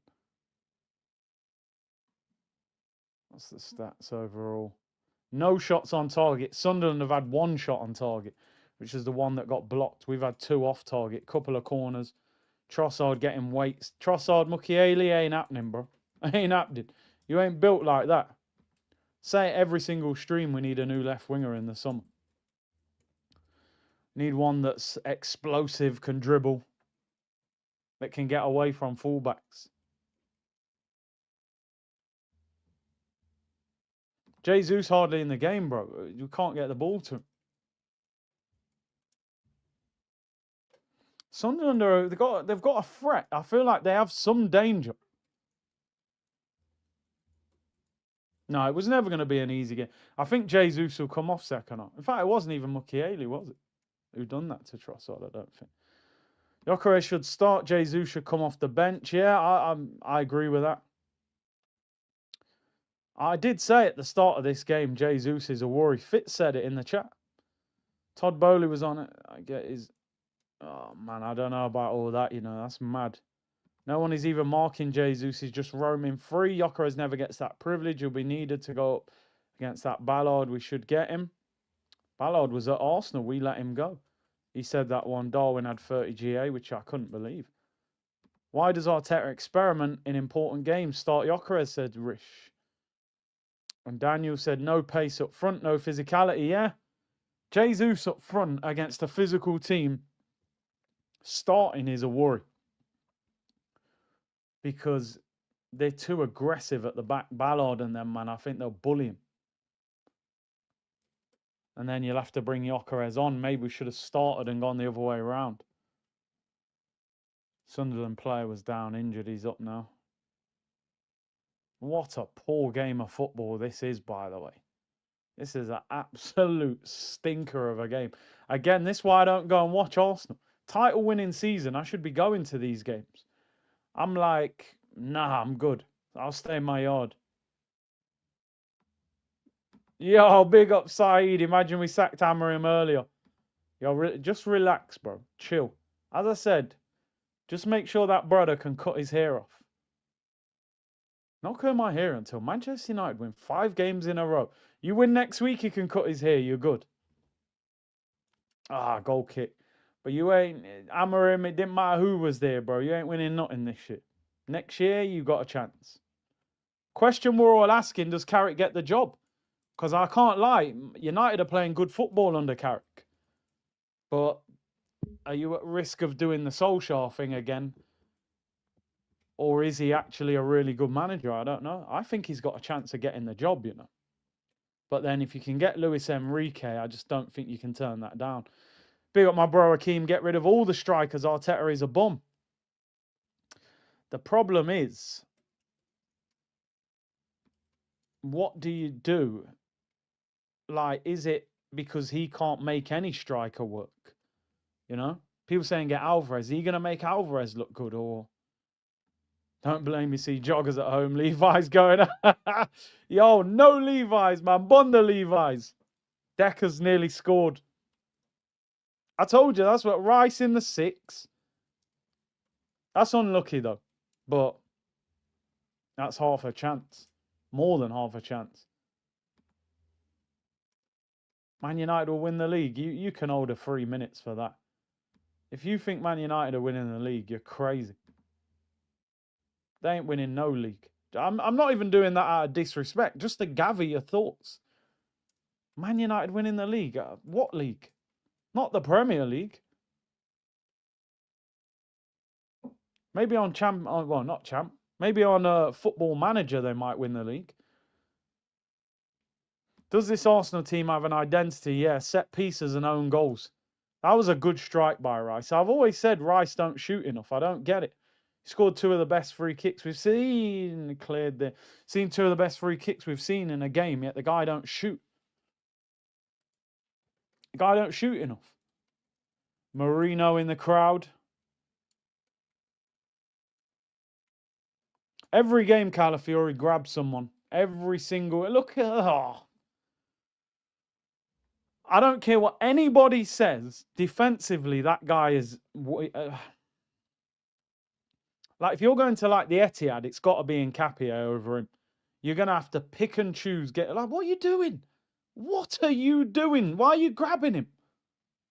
He don't want to defend, bro. I just don't get it. He'll probably go and score in this game, but defensively, he concerns me all the time, man. He's a bit of a liability defensively. Calamari, yeah, I'm telling you. The wild horse, you know what I'm saying? He's just wild. You know, like when you watch the horse race, yeah, and the jockey falls off the horse, but the horse is still in the race. The horse just starts going mad now, like, yo, got no jockey on me. It just goes mad. Just probably go and win the race. Aye, Trossard, man. That's what Calafiori's like. He's a wild horse. Oh, unlucky. But he'll probably score. Oh, if Enrique... Listen, Man United, I'll be real, right? Man United could be a problem next season because the way they're playing at the moment with one game a week, they'll probably get Champions League, especially fifth place. And then United, obviously, no matter what we think, they've got pull. They can get big players, and they've got big money as well. He's saved. Oh, what's his name? Roof. Oh, was that Jesus? Half a chance. United next year will get players. They'll get big players in. And if they've got Luis Enrique as manager, it's crazy. The horse impression. Jesus. Did that hit Trossard? It does feel like more than a new manager bounce. And that's the thing. This season they're playing 40. It'll be 60 next year. There'll be way more pressure on their squad with midweek games and cup competitions. Get own goals on. We might need him. Glock and Martinelli type of game. I didn't think this game would suit Martinelli because I thought they're just going to sit in and there'll be no space. But they're actually having a bit of a go at us. So maybe Martinelli will get joy. Like, and listen, I know people will say you're doing up Gyökeres lawyer settings here, but his physicality makes a big difference, even if his all-round game isn't that great. He's giving centre-backs problems, even physically. Well, you're not getting that with Jesus. It was a decent shot, shifted wide, but... Calamatiori, he says, big up unreasonable, man. And that was Liam with the previous super chat. Random clips just tuned in. How are we playing? Jesus doing good. Typical Arsenal home game, like slow. Set piece. Couple of shots. Not a lot going on. Jesus, nah. He's had one shot. We're lions without teeth and claws. Yeah, they've cut our teeth out and our claws off. Got no bite. Yeah, 2-0 to West Ham. Do you know what? I'd like West Ham to stay up, to be honest. I don't like when, like, what I consider OG Premier League clubs get relegated and you end up with, like, a bunch of Burnleys and teams like that in the Prem. I don't mind West Ham staying up. But then I don't want Forest to go down. That's my hometown club. I want them to stay up. But they looked terrible yesterday. There's a few teams who've been dragged into the relegation battle with West Ham's form. West Ham picked up back-to-back wins. They look like they're going to win today. That's dragged Forest, Leeds, Palace, even Tottenham. Tottenham are 6 points off the relegation zone if West Ham win today. Already starting to sleep. Listen, man, close your eyes. By the time you wake up, the game will be finished. I'll go through the pain of watching it. 36 minutes gone, still 0-0. Sunderland look all right. Like, they're not creating much, but they look more comfortable than I thought. Even they lost to West Ham. Just got to move the ball a bit quicker. If we can do that, I think we'll get the better of them. But it's a little bit too slow, and a final ball hasn't been great. This is the kind of game you might need to play two attacking midfielders as well. Do you know what I mean? I don't know if you need two centre mids in this game. These games are nerve-wracking. Yeah, and Saliba's on a yellow as well. and he's up against a physical centre-back. So you have those concerns to deal with as well. Keep me updated with the other scores, people. I know Villa are winning 1-0 at Bournemouth, Chelsea 1-0 at Wolves, Fulham 1-0 against Everton. Obviously, we keep an eye on that Villa game because Villa are only now, what, 5 points behind us if we obviously don't win this game. Sunderland, woof. Yo, Saliba, bro. Saliba's making me nervous. He's having a battle today and he's on a yellow card already.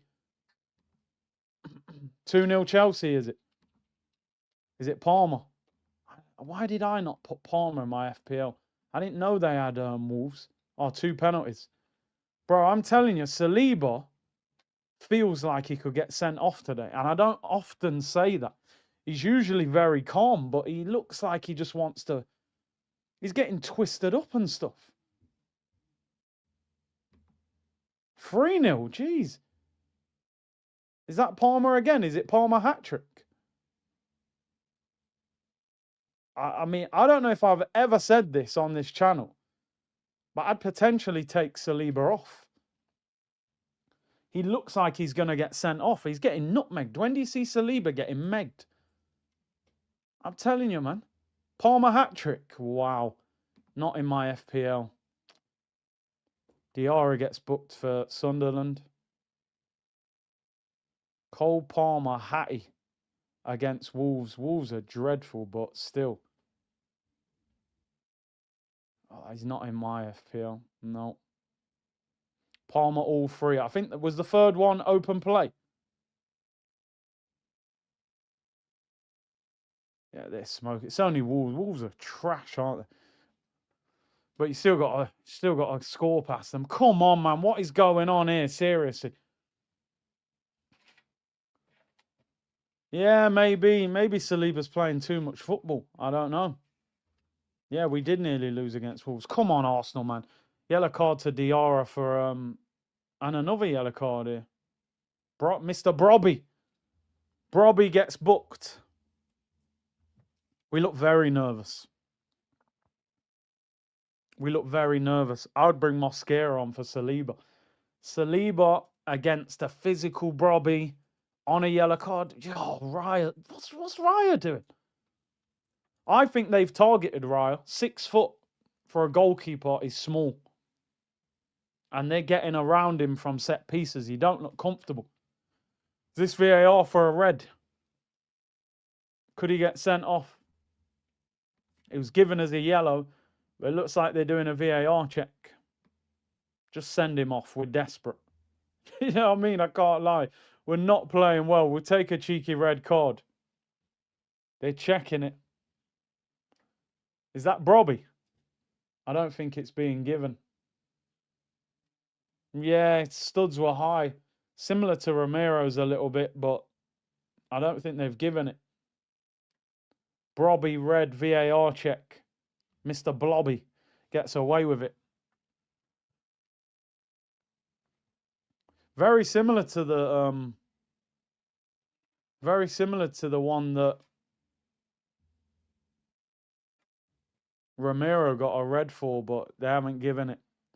Do you guys think that was a red card? Haven't we seen Romero get a red for that?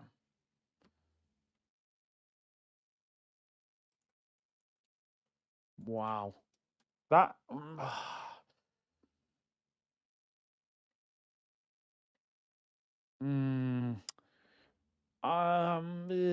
yeah, I'd say it's an orange. We've scored. Martin Zubimendi has given Arsenal the lead. Come on. You nearly broke his ankle. Now Zubimendi has given Arsenal the lead. I told you get Zubimendi higher up the pitch. He's got a goal in him if you get him up there, or at least an assist. Zubimendi has given Arsenal the lead. Finally.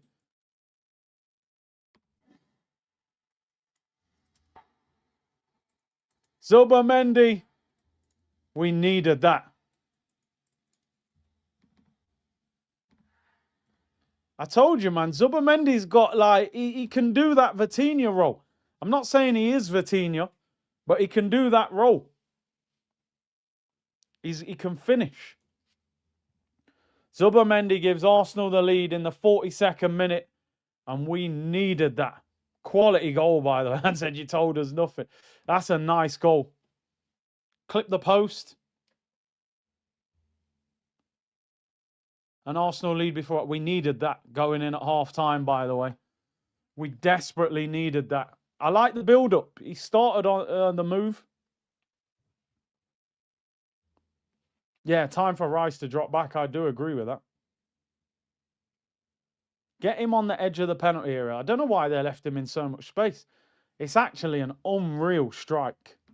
Trossard assist if he's in your FPL. How often do we say, as Arsenal fans, shoot from outside the penalty area? Shoot from outside the penalty area and you'll score goals. Near post, bottom corner, post and in. Just hit it. You know what I mean? Just hit the ball. And things can happen. Lovely finish. It just shows he scored some of the best goals this season. His volley was probably goal of the season so far. That's a great strike. Are they Oh, are they checking for a penalty here? Are they checking for a penalty here, people? Or is it offside? Emirates pitch does look awful. I've never seen it cut up like this. I think they're checking for a possible penalty. Is it offside? Is it Jesus? Is he off? I think he's off, any Jesus. Honestly, Jesus winds me up, you know. I know I'm probably sound harsh on him, but just watch your line, bro.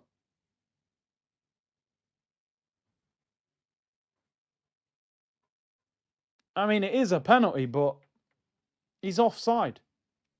Hold your run, bro. You're in your own half pretty much. He's off. He's off. It looked close though on the first one. Yeah, he's offside. Just stop. Do you know what though? Like he literally tried to curve his run at the last minute. He was one-on-one with a goalkeeper. Took it round him. He's inches offside. When he was taking it round him, I'm thinking, bro, just open your body and slot that in the corner. He's just off. Could have been 2-0. Jesus always looks like he's about to cry, says Unknown. That was a great chance, you know. I thought he was onside at first, but then you see the replay. Yeah, he's off. Just off. Listen, at the moment, the way we've played, I'll take 1-0 at half-time because we haven't been great. I'm still a little bit concerned about Saliba on this yellow card. Yeah, I don't understand the Arsenal pitch. It really looks strange today. I've never seen the Arsenal pitch look so bad. Or Odegaard. No, Odegaard's out. Still out injured. But it's interesting they're not saying what the injury is. So it's almost like they don't want people to know. We need to invest in another striker. Yeah, I agree with that. I'd get rid of 2 of them, bring 1 in. Great finish by Zubi. First time. Lovely technique. Near post. Bang. Post and in. Does him with power. And he hits the Marino celebration for his Spanish teammate who's probably, I mean, they're now saying Marino could miss the World Cup, which will be very sad for him because he actually plays really well for Spain. Hopefully he gets back. Raya does well, collects it. Yeah, the pitch. Yeah, the Arsenal ladies, I think they played at the weekend, didn't they? In that Champions Cup. Bayern want Havertz. Oh, mate, don't start getting me excited. Excited, bro. I'll bin him. Nah, 275, mate. Bin him. Get a better goal scorer. Realistically, he's not elite in midfield. He's not elite up front. Mid up front. Need more than link up. 275 a week, bro. I'm looking now. I can't see it. Yeah, there's a little newspaper story, but I don't know how good of an article that is.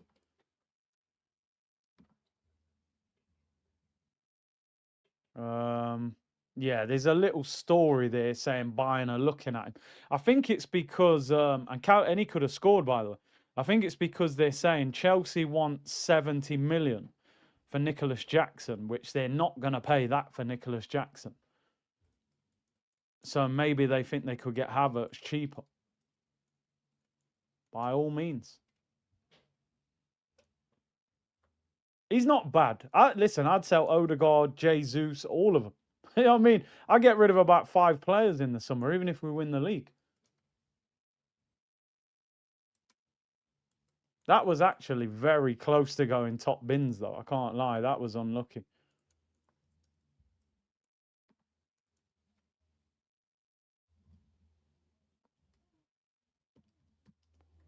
Come on. 30 seconds left, people.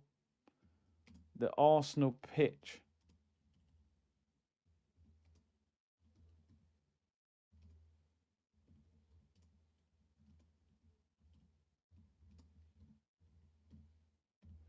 Could have been 2. 15 seconds till half time, people. Do you think Kai's better than Jackson? Yeah, I think he is. Well, he's like, yeah, I don't rate Nicholas Jackson. The only thing with Nicholas Jackson is he creates chaos. He's very, you get them strikers, they're not very good, they're not technically great, they're not great finishers, but they cause you constant problems. Jackson's one of them. He's probably a bit of a nightmare to play against, but then he doesn't really finish. Havertz is way better than him technically. What are we doing here? I'm telling you now, Saliba. Saliba's been out drinking with Trossard. And this guy, Calafiori. Oh, mate, this guy, Calafiori, is absolutely defensively. How's he slicing the ball like that? Some of these guys. Just get us to half-time, people. Get us to half-time. The game's livened up a little bit. Get a second goal will be good. Will be good. Right, there we go. Half-time. Yeah, Jesus never going to deal with Ballard, mate. He's a strong guy. Half-time whistle goes, people. 1-0 to Arsenal. Zubimendi with the goal. This Brobby and them, man, they're causing Saliba problems. Yo, man's getting him with the shoulder barge strength and everything. Anyway, half-time whistle. First half, not great, to be honest. 1 shot on target, 1 goal. Don't shoot, you don't score, right? I would genuinely make changes at half-time. I would take Saliba off. I'm concerned about him. He's on a yellow. I don't know if it's fatigue or what, concentration. I think Mosquera, centre-back, physicality. And I would probably get Gyökeres on for Jesus. And also, Calafiori looks shaky as well. Calafiori looks shaky as well. Nkapie, Mosquera, Gyökeres.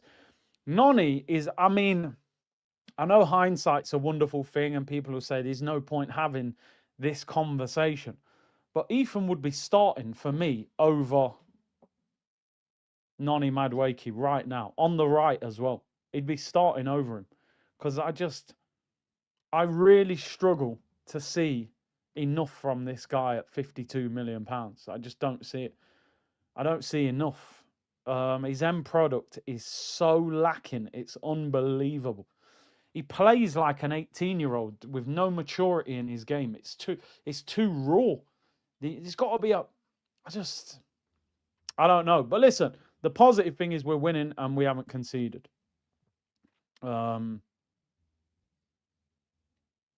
Yeah, I think sometimes if the opposition are well organised,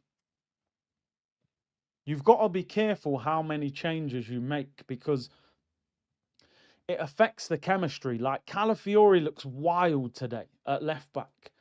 You know, Saliba's not having a great game. I feel like the dynamics have changed a little bit from midweek. You've got Jesus up front when it's been Gyökeres up front. You've got Havertz in the 10. We don't look quite. The chemistry looks a bit off today. But at least we're winning. Play the man in the 8, said Random Clips. Sorry, Zubi Caicedo only makes team of the year. Wow. Zubi team of the year. I don't know. Centre mids, who would they put in there? They'll probably put Declan Rice, probably get in there. They love Rice. Maybe they put Bruno in there. He's getting big numbers. I don't know. Is Caicedo, has he been Chelsea's main player? I honestly haven't watched Chelsea that much recently. The Rolls Royce might be due for maintenance. Yeah, you're not wrong, Tony. You're not wrong. I don't think Zubi gets in team of the year. I'll be real. He's had some games, particularly against the better teams, where at home he's been off it. You know, Man United at home, Liverpool away. There's been games where Tottenham, he got caught when Richarlison scored. I think he's been probably our best signing in terms of from midfield to attack. But I don't think he gets in team of the season unless he continues. I just think, and I keep saying it, against teams that low block, let him get forward and maybe Rice sits because he's got that little bit of creativity, that little bit of Spanish, sort of quick, incisive play. A lot of our players wouldn't have hit that ball that he hit. And that's what I like about him. A lot of our players would have controlled that and kept it moving. So I think what we've got to understand is we're in a situation where everything is being elevated now. The pressure, the expectation, the fatigue. You're getting into that point of the season now, February, March, April. Your body's going to start feeling the season. I've played 35 games in all comps, international breaks. You're going to have days you're kind of going through the motions a little bit, which is why I've spoken about when teams have won the title before, sometimes you've got to act like robots and just go, tick that one off, tick that one off. I look at today's game as just tick it off. Win it by any means necessary. I predicted 2-0. I didn't think he'd be that great to watch. I thought Sunderland would put a lot of players behind the ball. And the positive thing is that we're winning. I don't even think we've been at our best. But I think we'll get another goal in the second half and beat them. What I'm just concerned about is don't concede. We don't want Saliba getting a red card. We just got to. Big up Lay, who says, big up everyone. Hope you all are all well. I agree the chemistry is a bit off, but I'm at a point where all we need now is results. 13 games to go. 3 points is all I need. I agree with you. I agree with you. I think in the last few weeks, we've kind of known what most of the team is going to be. Today, we were like, is he going to play Calafiori and Capier? Is it Havertz? Is it Eze? Is Odegaard going to be back? Is it Trossard or Martinelli? He's gone with Jesus over Gyökeres. So I'm not surprised we looked a little bit disjointed. But what I'm pleased about is that we found a way to take the lead. I think going in at half time, that team will feel very different to going in. If they'd gone in at 0-0, I think they'd be very nervous now. You go, boy, that half didn't go great. Once you're 1-0, you go, okay, feel a bit better now. Now they've got to attack us a little bit. We might get more space to hit them. Big up to South London, 6.5K. Big up the Twitch gang as well, 33 locked in. Watchalong business, get the likes up to 2.5K. Like, see unit and subscribe, road to 150K. Big up your damn selves. We're at 1.3K likes. Can we get 2K before the second half? Donald said, bring on the yacht. Yeah, I think he'll come on probably 60th minute, around that. Jag said, Madwakey is not it. I want Ethan back. Wasted money.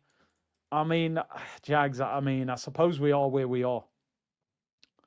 I think Ethan should have stayed for exactly this kind of situation. Saka's injured. Noni just frustrates me. He's going to be one of those players. Over the years, there's certain players that, especially in attack, they just frustrate you. Gervinho used to frustrate me. Had loads of pace, no end product. Theo Walcott actually used to frustrate me, but he did have a decent goal record. But he was a bit of a frustrating player, you know, and I think Noni is just going to be one of those players. Calafiori looks like Nuno Tavares today. Sub him off, says Tom. Tom talks football. Yeah, he's not having a great game, but he's rusty, isn't he? Where has Rice been, said Philly? I mean, he had a good shot that nearly scored. He's had a bit of a quiet game. Non equals Pepe 2.0. I'm not even sure, bro. I think Pepe was better in possession. He's probably better at taking people on. I think Pepe's end product was a bit better than his, to be fair. Playing against Sunderland is like playing against the most annoying boss battle in a video game. Yeah, it's not easy. It's not easy. They're strong, they're aggressive, they're well organised. You can see why. Let's be real, people. Not many newly promoted teams come to the Premier League and are in the top half of the table in their first season. Do you know what I mean? Sunderland at the moment are ninth, and before this game, I think they were seventh. They're a tough team to beat. You know, they've drawn with Man City, they've drawn with us. They're a solid unit. So you've got to show quality to beat them. Nkapie in, Saliba out, says Teenham. It'd be interesting. I don't think he'd drag Saliba at half time unless he is panicking about the red card. Elton said each time we get close to 9 points, we've been stiff. Maybe. Listen, we're all feeling it today. We're all watching this game. People before the game were going, "I'm nervous. This game's, you know, more than the Leeds game." So we know what it means. They know what it means. Maybe they're a little bit nervous. Look, they're showing you all these moments where Saliba, you know, he's. What we love about Saliba is how calm he is. And today it seems like he wants to engage and have a battle with the guy all the time. And I think he's got to come out of that. I think he gets away with that because even though he catches Zubimendi on his shin, his foot kind of goes on the floor afterwards, where Romero's kind of went through the shin almost, which is why I think he got the yellow. Is Zubi the perfect replacement for Partey? I would say I think he has different qualities to Partey. I think they're different. Partey was stronger and better defensively. Zubi is it's very easy to progress the ball through him. Jason's not happy. Is there a reason you only read out comments that support Waneri? He was awful for us the matches he played. Not better than Noni, but yet he's the answer. Be real, Big C. We need Jesus on the right. First of all, I don't think Jesus got the engine anymore to go on that right-hand side and put that shift in.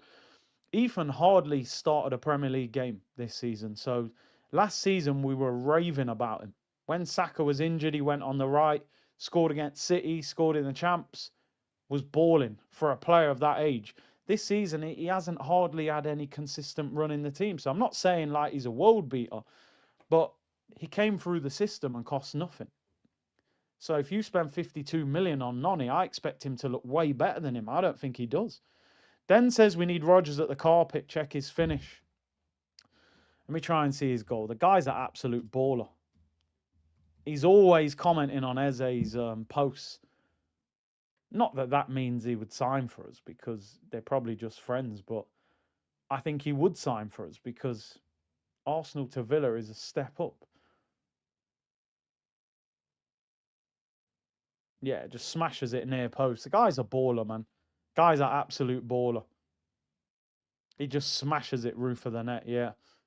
Ethan will come back better, and it gives time to really see how Noni is not. Yeah, I hear you on that.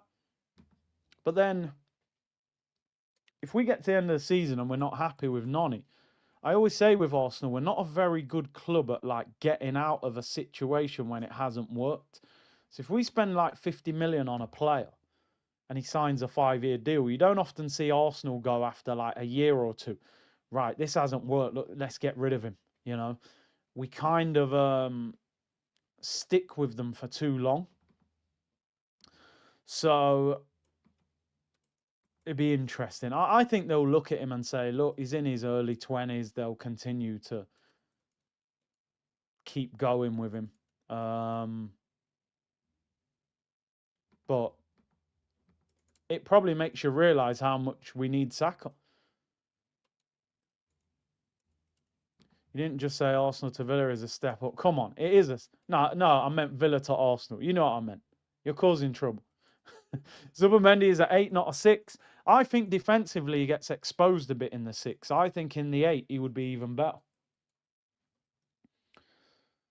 Saka right wing spot was never under threat. No chat. Yeah, I miss Saka right now, but he wasn't playing great either. Sid said Jesus is better as a sub.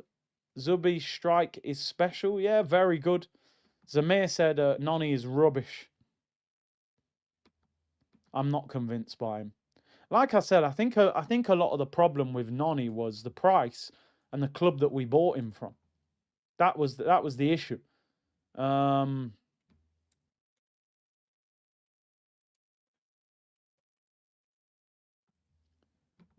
7 first own players instead of 8. Yeah. A lot of people having a go at Jesus and Noni. Interesting. Noni playing with separate boots. Different boots, sorry. Anyway, listen, let's hope the second half's better than the first. What I would just love to see now, people, is score early, finish the game off. That's all I want to see now. That's all I want to see. We can talk about this player and that player. 1 shot on target. No, 2. Sorry, 2. It's updated. 2 shots on target, 1 goal. Let's just win the game. Let's just win the game, people. 52 million on potential is mad. Yeah, it just felt... I think, first of all, if you look at right wingers, in fact, in a lot of these attacking positions, like the standard has dropped. I spoke about it the other day, people. Strand Larson. Crystal Palace just paid £48 million for him. He's got 1 Premier League goal this season for Wolves. Now, I know it's Wolves and Wolves are a poor team, but £48 million for Strand Larson. What is going on in football? You have a half-decent season and you're in your early 20s, even better if you're English. You're going to cost a fortune, you know? And that's the way football's gone. Especially now, obviously, you've got to have so many English players or British players in your squad. So if they're young, they're British, they'll be expensive. That's the reality of the situation. Ramiro misses the Newcastle, Arsenal, Fulham and Palace. Oh, mate, yeah, you're right. They could lose all 4. They could lose all 4. And I'm telling you now, West Ham 2-0 up today. Tottenham 6 points above the relegation zone. They're in trouble. They could lose all 4 of them. And if you look at West Ham's next couple of games, I mean, they've got Man United at home, Bournemouth at home, Liverpool away, Fulham away. And they could definitely beat Bournemouth at home. United at home won't be easy. Tuesday night, they could get a point out of that. Who knows? Man U are playing well, though. But, yeah. Could this be the year that Arsenal win the league and Tottenham get relegated? That would be the funniest circumstances ever. Nani, I can give it to him to win the ball back. Players are coming back out on the pitch. Second half about to get underway, people. Sunderland to kick us off. Come on, Arsenal. Just do the job. Keep it moving. No substitutions at half-time. Arteta doesn't often make changes, does he? Saliba, all the boys back out. Jesus. Please just score early in this second half and finish this game off. I don't want no stress. Keep a clean sheet. And then all eyes turn to that Man City-Liverpool game tomorrow. Don't forget, I will be doing a watch-along for that game tomorrow. 4:30 kickoff. I'll be live at 4:15. So, yeah, it could be a very pivotal day in the title race. Can we score early in this second half? Big up to everyone locked in. Still 6,000 of you. Rice was leading the huddle. Yeah. What I've noticed is even if you're wearing the armband, the captain doesn't necessarily do the team talk. So I wonder if that's something that they sort of decide as a team, that it's not always the captain. Gabriel wearing the armband today. Yeah, keep a clean sheet, we win the game. Are you a cricket fan? Yeah, growing up, I was a massive cricket fan. I don't watch it as much now. But yeah, I used to stay up late watching the West Indies, man. But Nani is a head loss speed demon, nothing more, bro, said Zamir. We got to hope he develops into a player that has better end product. There's potential there, but it depends what his development is like. And obviously, with Saka in front of him, is he going to develop quickly enough? Oh, Barcelona playing now. I didn't even realise. Yeah, Chanderpaul, come on. Old heads care too much. The armband. Yeah, no, you're right. Definitely. I think, as you get older, you love the captain to be. I know they say nowadays, doesn't matter who wears the armband, but I like the armband being on the leader. Brian Lara's my favourite cricket player of all time. Brian Charles Lara, best batsman of all time, anyway. Saliba is still on. Let's hope he stays calm and doesn't get a red card. Oh, Trossard, man.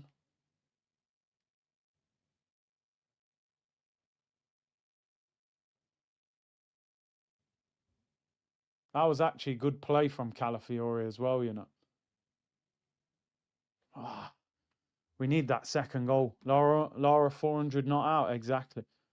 Curtly Ambrose, yep. He was a beast, him and Walsh opening the bowling.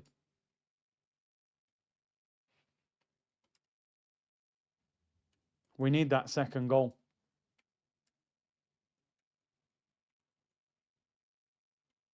That technique, so that's why I call him Stella or Trossard. Like, what's he trying to do there? Is he trying to volley that? You know what I mean? You're at the tightest angle. The ball's basically come out of the sky. Lara best batsman ever. Jeff Boycott, yeah. Old school. Tendulkar, yeah, he was a beast. Jake said, yes, Big C, I tune into every cricket show, my main sport, but massive Arsenal fan. Yeah, man. I was fully into cricket. I even played a bit of cricket when I was younger. That was sort of my second sport outside of football.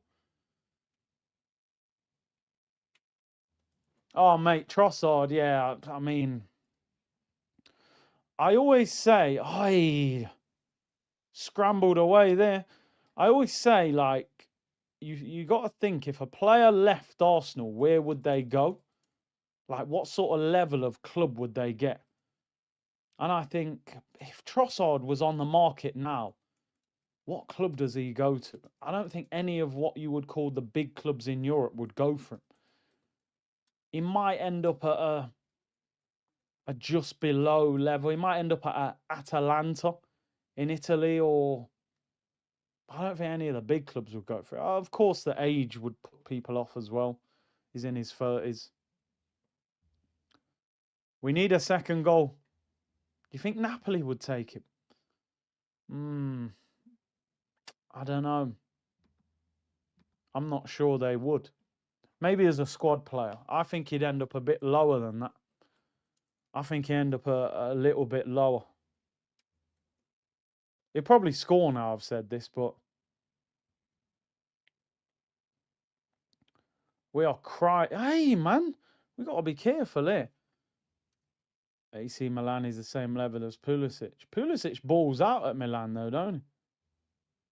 Como, yeah. Go and play for Cesc. Most old schools played football, rugby in the colder days. Summer was all about cricket and athletics. Yeah, yeah, that was it. Like, I don't know if they still do that, but I don't know if they play cricket as much now. Leverkusen, maybe Villarreal. Yeah, Villarreal will probably take him. Yeah, David Raya. He's just desperate to get a goal, isn't he? That was a good save from him. Yeah, I did play at the county ground. Yeah, Swindon. I did play at the county ground. Midweek game there years ago. Far away as well. I used to do cross country and that, and all the long distance running. I think Arteta's going to have to make changes early today. Look, he's out. He's berating them, man. He's proper shouting at them. He'll be nervous, man. 1-0 is not good.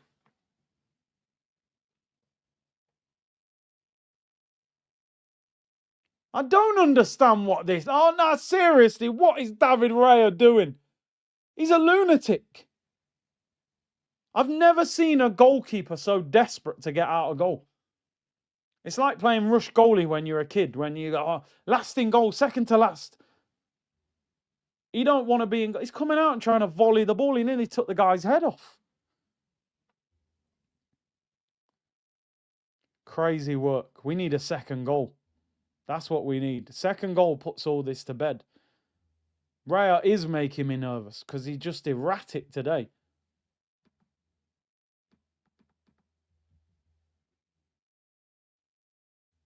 We just for some reason go through the motions in games. We've got a few players not playing great today. Saliba, Jesus, Gabriel. No, Gabriel's played all right, sorry. Gabriel's played all right. Raya is off it. Trossard's not playing great. Madueke's not playing great. Jesus, the whole front four, actually. Havertz had a decent shot, but yeah, calm down a bit and get the second goal. You need an absolute screamer. I don't think you're going to get that watching Arsenal, I'm afraid. How is Tottenham Big Six? Newcastle is bigger, said OGD. No, they are bigger than Newcastle. Newcastle haven't... That was their first trophy in 70 years last year. Jesus should have chipped the keeper, Davor Suke. You don't see goalkeepers. I think somebody said that on the overlap, didn't they, the other day, actually? Goalkeepers don't get chipped. Look at Nani just running the ball into people. We only sell to the French league, said Bleck. Why always me? Big C, you're so chill today. Mate, I'm not, but I'm trying to stay calm. Tom said, in Somerset, Joel Garner and Viv are the... Yeah. Vivian Richards. Did they have a night out? Oh, Merson said it. Yeah, on the overlap, yeah. These guys are just falling to the floor and getting free kicks. We need to change this attack badly. We just don't look... The connections aren't there today. Oh, Bournemouth have equalised against Villa. We'll take that. Is it that brother Krupi? Because he's a baller, by the way. Who scored for Bournemouth, people? Let me know. Big up the community with the updates. We're doing up Jeff Stelling and Kamara.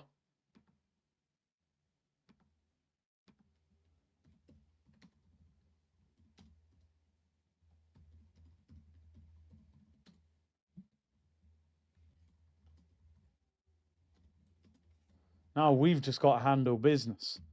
No point Villa dropping points if we're scrambling. Get Jesus. I knew Jesus would struggle today. I just knew this game ain't for him. Ballard and them lot will just batter him. You know what I mean? At least Gyökeres will have a fight with them in a footballing sense and create space for other people. Come on. Yo, we know, man. You know what I mean? Michael Holding, Pat. We know about Michael Holding. Yeah, we badly need a second goal. Rayan scored. Okay, fair enough. Not Krupi. That Krupi brother is a baller. And someone was saying he's on loan. Krupi. Transfer fee. Or did they buy him? Surely they bought him. Here's Saliba in possession anyway. Was it a loan or did they buy him? Wow, he's on loan. Has it got an... It might have an obligation to buy. It says 15 million. Come on, Arsenal. How many points lead to feel comfortable? I've always said double figures, so I'll stick by it. But if we win today and Liverpool beat City tomorrow, I don't know. 9 might get me excited, but I think we need 10 points. 10 points would be 4 games. I don't think they'd come back from 4 games, but there's still a lot of big games to go where we've got to perform. Difficult teams. Oh, Wolves have got one back here. Wolves have got a goal back. 3-0 down. Cole Palmer, first half hat-trick. Cole Palmer. 2 penalties. If he's in your FPL, you are cooking today. I mean, look, what more do you need? If Villa draw, we're 9 points clear of them on the same games. And then City play tomorrow. But Arsenal are making me nervous. And Noni is doing his best to wind us all up again.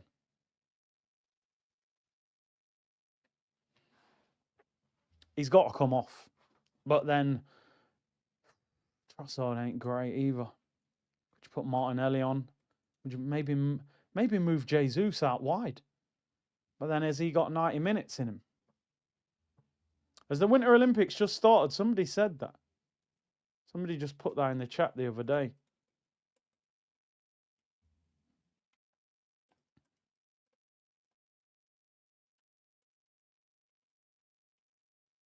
Noni tried to wait Brobby. Brobby just went, bro.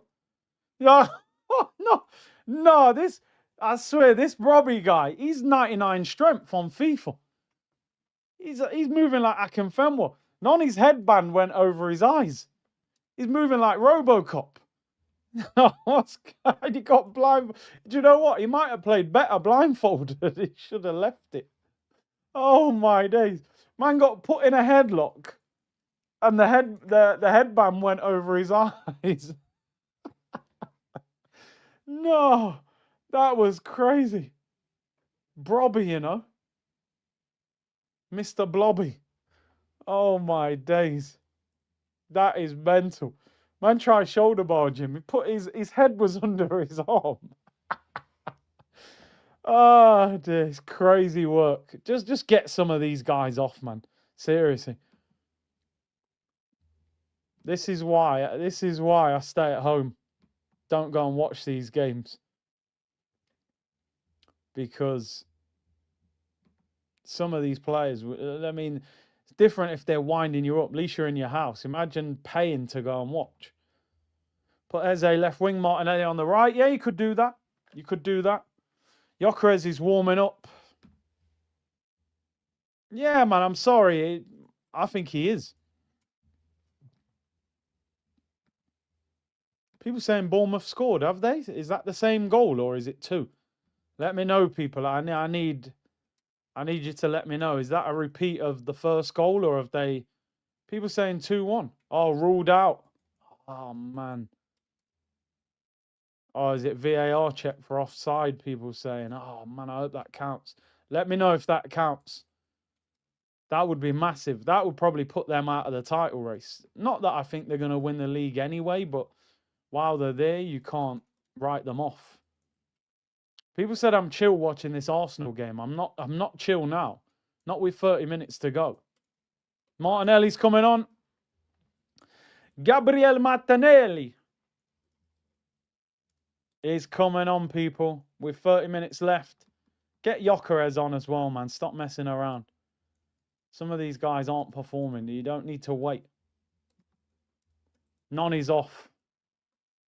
Gyökeres coming on, I think. Yep, Gyök on as well. Jesus off. There we go. That's what I'm talking about. I think we're going to end up in a situation where Madueke doesn't start for Arsenal. I'll be honest with you. Like, even with Saka being out. Whoopi sucks. People said when I was calling him Whoopi Goldberg, right? People said, oh, you're being disrespectful to Noni calling him Whoopi Goldberg. I think I'm being disrespectful to Whoopi Goldberg. She won Oscars as an actress. Do you know what I mean? This guy wouldn't win no Oscar. I think I was disrespecting her. Gyökeres is on. And Martinelli is on. If Gyökeres scores, I'll be hyped. I can't lie. Yeah, I said Arteta hates Eze. Huge win for West Ham, yeah.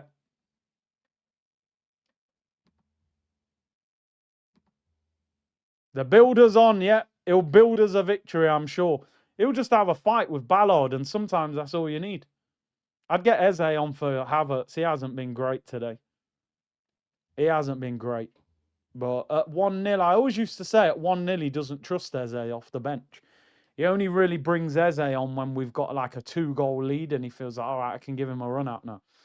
Just thinking, looking at the bench, any other changes? It is only really Eze. unless you change one of the defenders. We need that Gyökeres goal now to finish the game. What do you think of vegan God not eating? I mean, is that true? I saw that the other day. Somebody said, oh, Odegaard's a vegan. That's why he's so weak. That's what somebody said. I'm like, bro, how do you know that? Is it out there that he's a vegan? And does it... No, some of these pictures are crazy. Oh my days. I mean, yeah, I don't know. I don't know. There's all sorts of rumours about Odegaard at the moment. They're saying he's a vegan. They're saying he's fell out with Arteta. He's probably just injured. Do you know what I mean? He's probably just injured, but who knows, people? Who knows?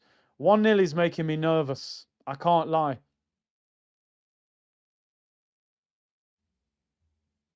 Only needs to attend that church in Sister Act to get blessed. Odegaard's in labour. Oh my days. Psychologically injured. Yeah, you could be right with that one. He's a broken man. Proteinless captain. Getting himself the winter break. He's probably at the game, I would imagine. I'd be surprised if he's not at the home game.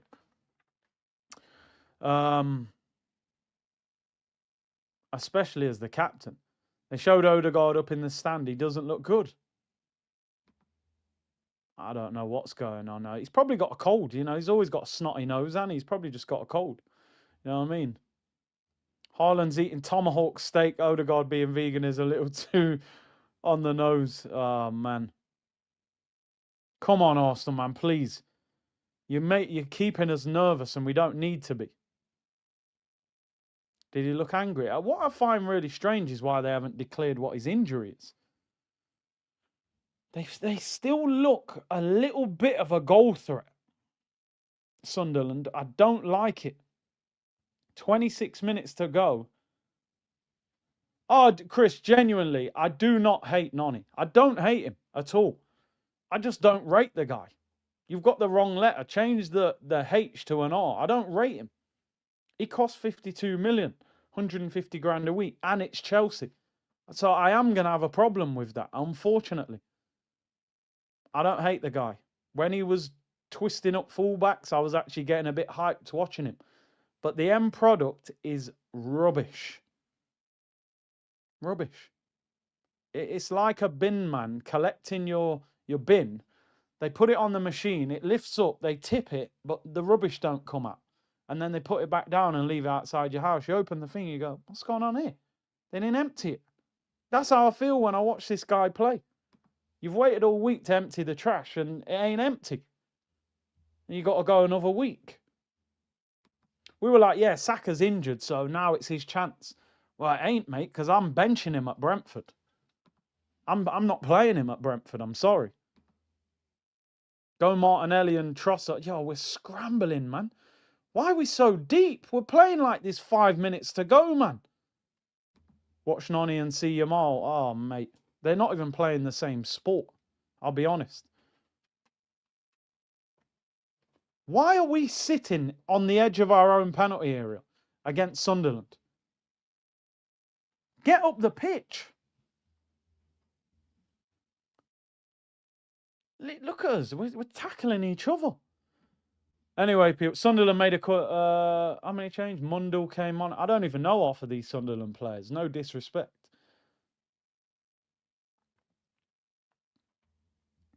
I'd take Havertz off. I'll be honest. I'd bring Eze on. I saw Odegaard at KFC the other day. He's not a vegan. Oh, you don't know. He might have ordered a salad. I'm sure they probably do a salad box or something, you know. And there it is, people. There it is. Victor Gyökeres, the bricklayer, laying the foundations, brick by brick by brick. The York the builder. Can he fix it? York the builder. Yes, he can. Come on. I told you, keep the faith. That builder's going to build us a title challenge. Come on. That's our striker. That's our striker. Don't fall for this Jesus hype, man. Give him his 20 minutes at the end of games. That's all I want. The Yok. The Glock. 2-0 game done. Lock off that game. Man's got more goals than Alvarez in all comps. And that's what you got to do, man. You know what I mean? He's proven his worth. Player of the month. Let him keep building. Gyökeres 2-0. Eze, I told you Eze won't play at 1-0. Get in there, Yok, lad. See the strength as well. Bitcoin going through the roof. You're right. You see Bitcoin's falling on the floor right now, ain't it? In real life. Look at that strength. In the penalty area, and Capier's coming on as well. Was that Havertz's assist? I actually can't even remember who passed the ball to him. Bang, 2-0, game done, top of the league. Over to you, Liverpool. You called it, come on, you Gunners. Told you Eze won't see the pitch until we're 2-0 up. Now he's on. Kai with the assist. Them two got link up, man. I don't know what that guy was doing. What is he doing? Why is he taking so long? Trossard. Oh, yeah. Yeah, Havertz. Good ball. Look at it. Come on, man. Just give him the ball quick. Stop the tappy-tappy business. Havertz gives the ball straight to him. Straight to him. No messing around.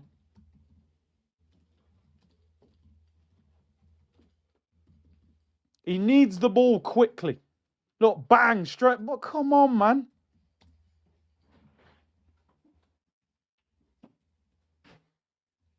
Two-0. Now I feel good. Now I feel good. Havertz off. You've done your job. Just do your job. Eze on. Now, Eze, I need to see a little silk. You know what I mean? Do you know whatever we think, people, right?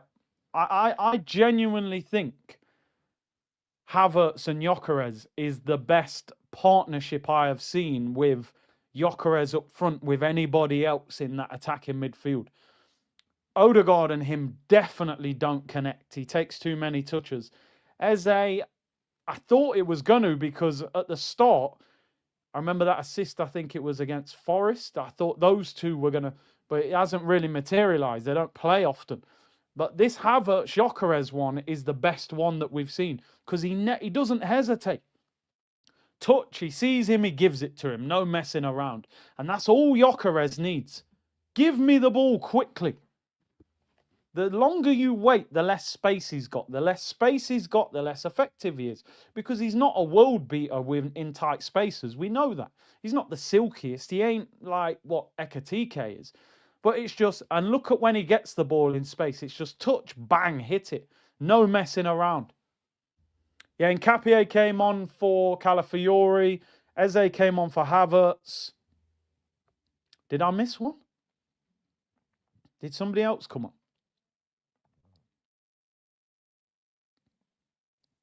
I've never been a big fan of Havertz in midfield, but I'll be honest, at the moment, it's probably the way to go, because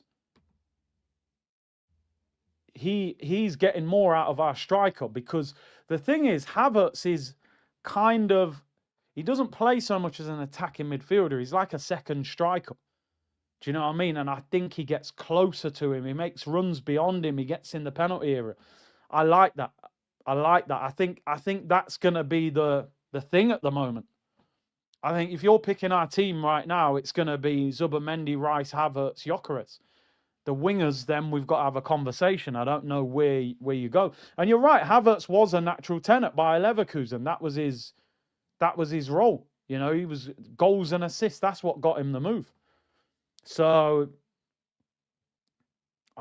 listen, I predicted 2-0 today as well on Forever. So I hope that. I'm willing to let the prediction go. I hope we win. Hope we score another couple of goals. Hope we score another couple. But Villa are drawing and Arsenal are winning. Villa are now 9 points behind on the same games. I think that would knock them out of the title race, personally. I never thought they were going to win the league, but I don't think they will catch us from that point. Villa have got some tough games as well. Squad depth is quite short compared to City and Arsenal, so it might end up them becoming the two-horse race. Obviously, tomorrow will be Liverpool against Man City. We will be there, guys. We will be there. Zubimendi and Gyökeres with the goals. Gyökeres is just building quietly, man. I'm telling you, we're seeing positive signs with him. We're seeing positive signs, man. Like, he hasn't blown the league up by any means, but that's 7 Premier League goals. 12 in all comps. He's building, man. 12 goals, 2 assists. Finished the season with 20 goals, all comps. And I think you've had a good season considering you didn't have a full pre-season and you've got to adapt to the league. I think we'll take that. If we win the league title, he's going to be a big, big part of it at the end of the day. Can we get a third? Gyökeres era starts. I'm telling you, bro, that first 6 months, it was tough. It was late pre-season. Team clearly don't know how to use an out-and-out striker. You got a manager that doesn't really know how to get the best out of a striker. Injury, 3 international breaks. Yeah, don't get me wrong. As I've said, the all-round game is not amazing. The first touch, the link-up, those things need to improve. But he's building. I think 20 goals, all comps, maybe 5 assists. I think you're saying that's a very good first season. Do you know what I mean? Considering how he started and a lot of people were writing him off. He's had a lot of criticism in the media. You haven't seen that same criticism of Isak at Liverpool, who cost double the amount of money. Now, I know obviously he's got a big injury. I think Havertz somehow can become like the facilitator in this team where like he's, Eze, man, chance, where he's the guy that connects things. And I always used to say on here, by the way, I don't like Havertz in midfield. I don't think it works. But as a lot of you have said, if you're playing him as a 10 rather than the left 8, which when we first signed him, we played him left 8, Granit Xhaka replacement. Now we're playing him more in the 10 with Rice in the left 8. So he doesn't have to defend as much. But we'll see. We will see. Big up to everyone locked in, man. Yeah, we had Ethan and needed a left winger, Noni, 52 million. Yeah, that signing is still on fraud watch. I can't lie, but while we're top and things are going well, I won't make too big a deal out of it. What a strike, said Christian. Yep. Just power. You know what I mean? Just pure power. Man, big up Latte. Ops are quiet now on Gyökeres. Just listen, we know that we're under more scrutiny than any other club in the Premier League. So they'll let Sesko score 5 goals or they'll let Isak get 4 goals and you won't hear much. But Gyökeres, every time they're going to call him out. So it is what it is. As long as we can win the league, then we don't care. Mohammed said 29 makes Gyökeres better. Last game with Sunderland, 20 memberships come early and we drew. So I'm a little hesitant. Stay calm. Stay calm. I think we're good, but just stay calm. Don't go too early. But I think we will win this game now. Big up Latte, by the way. Member for 49 months. Big up your damn self. That Eze shot was just wide. What I want is everyone needs to feel a part of it. You know, sometimes you've looked at Eze, you think he doesn't look like he's part of us. I want him to feel like he's part of us. I like the fact he hit that early as well. Left foot, just hit it, bro. I want this team to shoot more often. We got players in our team who can shoot. Zubimendi, Rice, Eze, Havertz, Gyökeres. Shoot. Especially when you're playing against a low block. Don't concede. We want a clean sheet. And I want that 2-0 prediction as well. Yoka's made bail, almost bust case. Yeah, he's... Yo, they had him locked up, you know. They said, this guy is going down for fraud. You ain't the striker we saw on YouTube, but they've bailed him out. Now he's got to get a good lawyer and get off, you know. I reckon Yock's going to be a success at Arsenal. I do. I just think 20 goals all comps, win the league, 5 assists, 25 GA, and then next year, full pre-season, you get going, you know? Did you write those Yacht the Builder lyrics? Banging. No, Yacht the Builder, man. You know, he's going to build us a title challenge. Strong, look, strength, man. You know what I mean? The shoulders. He's holding people off now because he knows. Probably back in the day, he was looking for free kicks. Now he's going, I just got to stand up. Just got to stand up, man. We stayed invested in the yacht coin, you know. Goal kick to Sunderland. Paul said, sell Odegaard and Jesus, get us Musiala. I love Musiala, man. I don't think would he come to the Prem? I don't know.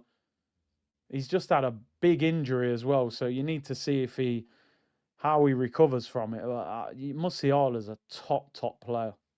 Top player. I think he'd be amazing for us. But how does he recover from that injury? Didn't he dislocate his ankle when Donnarumma fell on him? I think he's just come back. Bleck said, my Bitcoin is finally growing. Good investment. See, here flicking Bain, the future king of North London, I believe. Curtis, do you believe? Now you're jumping in on the Curtis with a K hype. Honestly, this community is just, you're deep down, you're all a bunch of misbehaving school kids. I'm telling you. We've definitely got some people in the chat that were suspended from school. I'm telling you now, one of you starts it and then you all get going. There's no behavior, but I'm probably a reflection of that as well. Do you know what I mean? I am a reflection of that. I was the kid that, that talked too much in school. My report was pretty much the same every parents' evening. He's a clever kid. He can do well, but he talks too much in school. He's distracting people. And you'd give your mum that look. You'd go, I'm only a kid. But is what it is. Bournemouth nearly 2. Keep me updated. Keep me updated, people. Okay, hey, man, you know what? I put the C Unit thing. Did I put C Unit or G Unit in the Arsenal comments? Because you see they were playing loads of 50 Cent in the YouTube video. When I turned on I think Arteta locks in, man. I'm telling you. I talk about C Unit and 50 Cent and all of that. You turn on YouTube and they're playing Window Shopper in the background. I said, nah, man. AirPod Albert's locked in. He's locked in, man. I'm telling you. Window Shopper on an Arsenal video. Oh, Eze, man.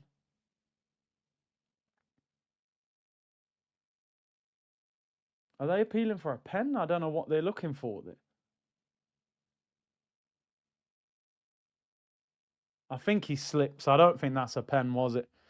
I don't think that was a pen. But I like the aggression in the running, man. These guys got to get hungry now, man. Arsenal is part of the C Unit. Come on, man. They're in here, man. You know what I mean? We're all in this together, people. Penalty spot. Rice is so important to the team. His willingness to get the ball forward and moving can't be underestimated. See, look at this. Look at the state of this community. Big grown men, probably got children, and you're all doing it. Honestly, you're a disgrace. Absolute disgrace. But I'm here for it. We're a shameless community.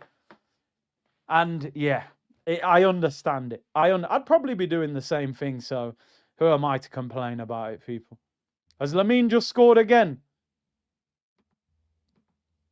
Let me try and see his goal. The guy's an absolute joke of a footballer. Lamine Yamal! It's annoying when they put Barcelona games on at the same time because I did want to watch. I didn't realise they were playing this afternoon. What's the score? Barcelona are winning. Why can't I see the score? 2-0. Lamine and Lewandowski.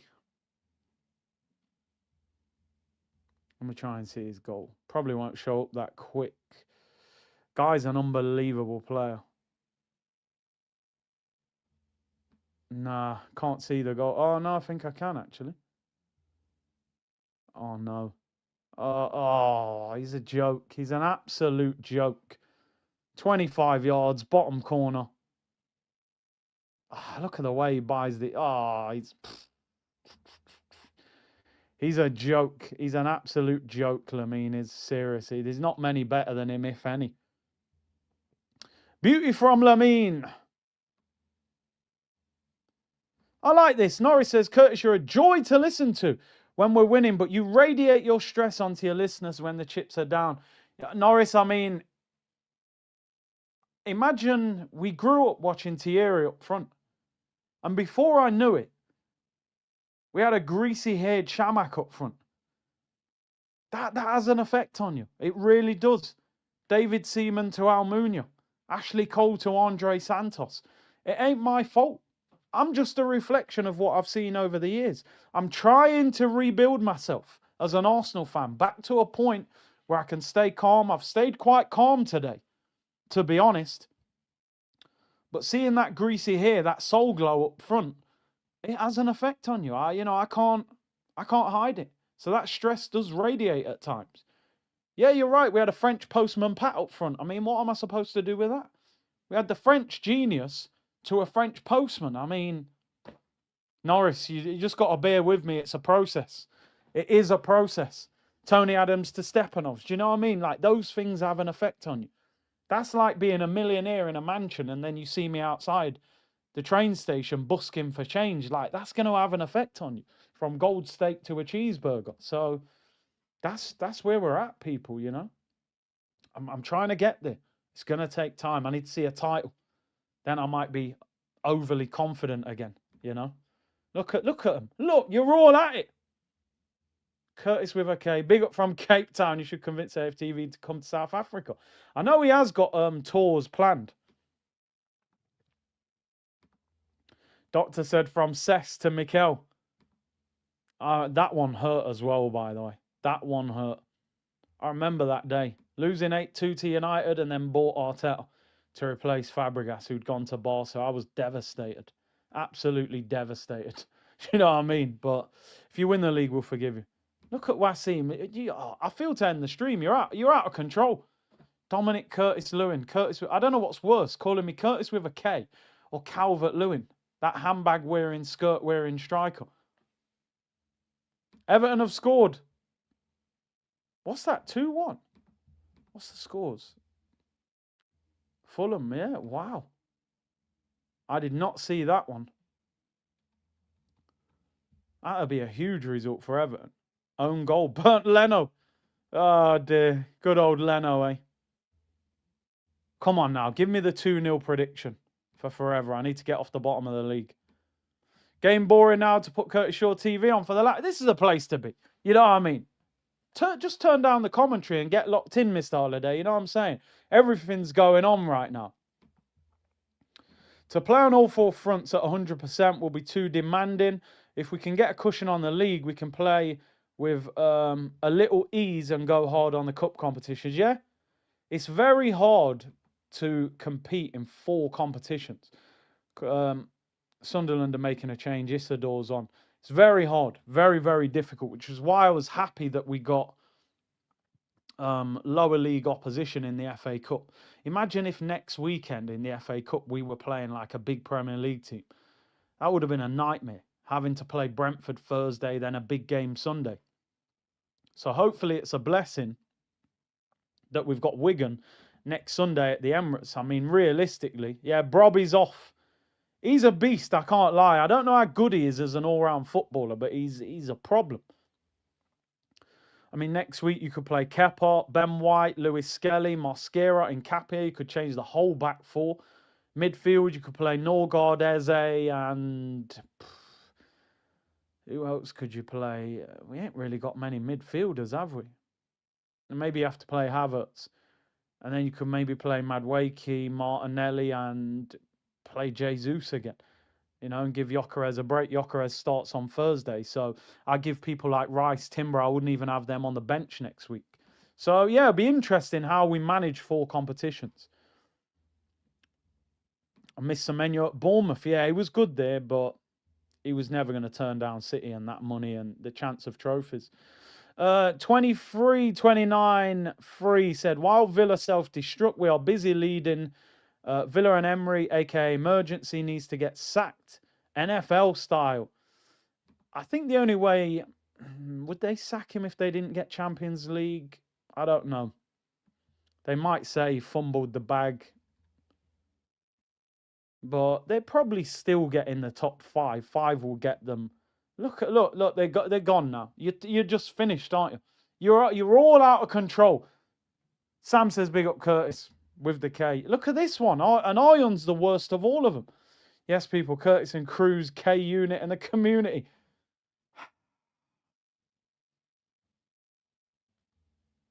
Anyway, big up Ion. We're top of the league. We're winning 2-0. Flowtonic. Hugh Wizzy trying to say Odegaard is essential. I mean, if I speak, I'm suspended 6 months minimum. Big up Hugh Wizzy though, man. Cucurella. You see, Cucurella and Traore were on a stream together. Fair play after he wrestled him, basically body slammed him.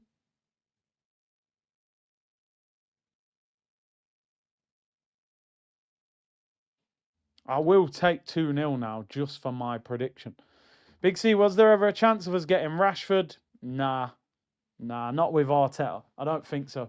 Trossard's down. This better not be an injury. I hope this is a knock because we are short in wide areas at the moment. And we do not need that. Oh, man. Hopefully he's all right.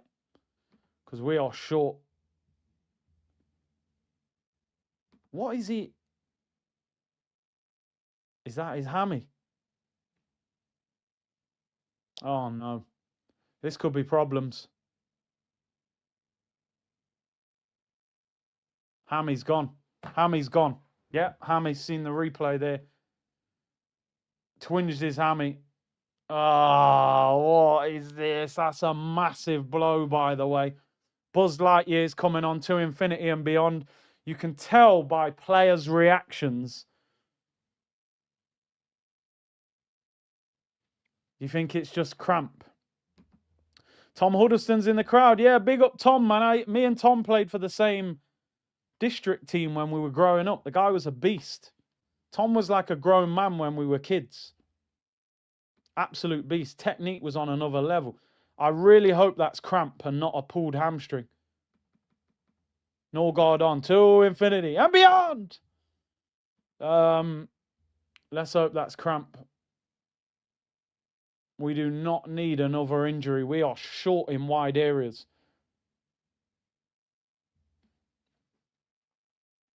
He looks to be walking off okay.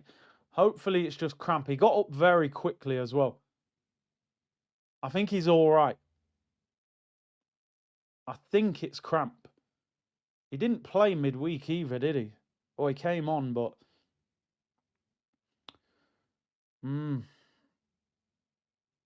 Oh, Hiddleston. I thought he said Tom Huddleston. Oh, Tom Hiddleston. Who's that, bro? No, you lot got me all over the place. Who's Tom Hiddleston? I don't even know who that is.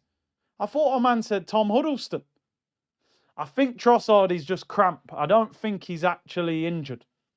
He's walking off quite well. Oh, okay. Okay, I'm with you. I thought man was saying Tom Huddleston. Oh my days! I thought man said Tom Huddleston. What's his name? Loki. Yeah, the actor. I know who you mean. Jeez, it's been a long stream. You lot throwing all these K's at me. I don't know where I'm at. Was there ever a chance of us getting Rashford? Nah. Not with Arteta. He's on 300 bags as well. Forget the calm down merchants. Be yourself, Curtis. We are here for it. I hear it, African sci-fi. Shamak, Bentner, and Arteta, worst times, Black. Exactly. Do you know what I mean? We've seen some horror shows. Why always me? Big up Curtis Zuma. Hey, listen, I've never kicked no cats, bro. You know what I mean? Where is Zuma? I think did he go Saudi? Big K, what will Farley say in an interview after this? I need to get him on, by the way. He sent me his phone number. He said, look, I don't use social media much. Take my number. Just message me. So I'm going to try and get him on. There's an international break next month. So I'm going to try and get Farley on, especially now he does Arteta as well. So we're going to try and get that sorted. Odegaard essential to our summer sale plans. I agree with that. I'd be shifting him out the door. S. Runny said, Big C, I'm trying to move to England from the US. Oof, I mean, pros and cons of both, isn't there? A lot of people want to move out of England, but yeah, I don't know. Depends what you want. You know, most people come to England, they move to London, but it's whether you want that big city. London is expensive, the crime rate's high, but there is a lot of opportunity. It depends what you want. Yeah, let me know. Let me know. Let me know, my friend. Where's the Curtis Shaw coffee mug been waiting 4 years for the merch? This has got to be the season, hasn't it? Title winning merch. I've got some ideas now. I've got to grab every opportunity. This could be the best season of the last 20 years. It would be foolish of me not to try and get things done this season while things are going so well. So we'll try and get that sorted. How to deal with these extra haters in the chat? Nah, they're cool, man. I don't mind it. People are having a laugh. You know what I mean? Big up to you though, 23. And Jarmil said, big up the K unit, 3 game swing and it's done. So what are you saying? If Liverpool win tomorrow, you think we're champions? Do people think that?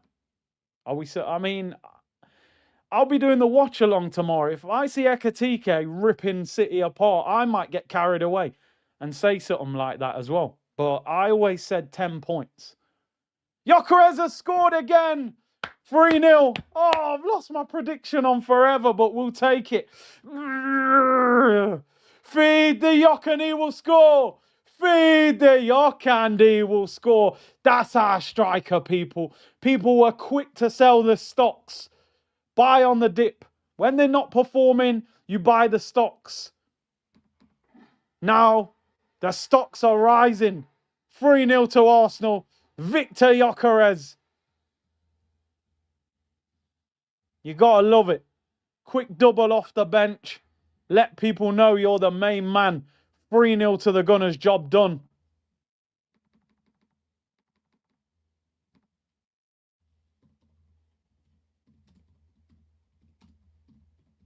That's our striker, man. I told you. There's no better alternative at the club right now. Gyökeres double. Could have scored a hat if he was on the pitch longer. Love to see it. Get in there, Yok. Hope he gets a hat-trick. Good play by Martinelli, by the way, in the build-up. He starts for me on Thursday because Nani ain't done nothing. Look at the speed how he gets away from him. I like the unselfishness, man. Give him the tapping. Love that from him. Man done the celebration on the floor. I love that. Excellent play by Martinelli. Very unselfish. This has been a fantastic win in the end. Absolutely brilliant. 3-0 to Arsenal. Job done. Let's go. Top of the league. Over to you, Liverpool tomorrow. I might do the stream with a Scouse accent. I should get Farley on tomorrow, but he goes to a lot of the games. Saka would shoot that, probably. I love the pace and the strength. Look how unselfish he is. He could have easily shot. He's onside. Gives him an open goal. The guy actually clattered Gyökeres afterwards. Lucky he didn't get injured. Man done his celebration on the floor. Come on, can we get that Gyökeres hat-trick? That would shut all the haters up. Martinelli and Gyökeres, yeah. Martinelli's in good form, man. Martinelli's in good form at the moment. He's putting in good performances. Unreasonable Martinelli low-key surpassing Saka. Yeah, it is what it is. He's injured. Someone has got to step up. Big up to the man himself. Mohammed is gifted the 20 memberships. He knows it's safe. The 3 points are firmly in the bag.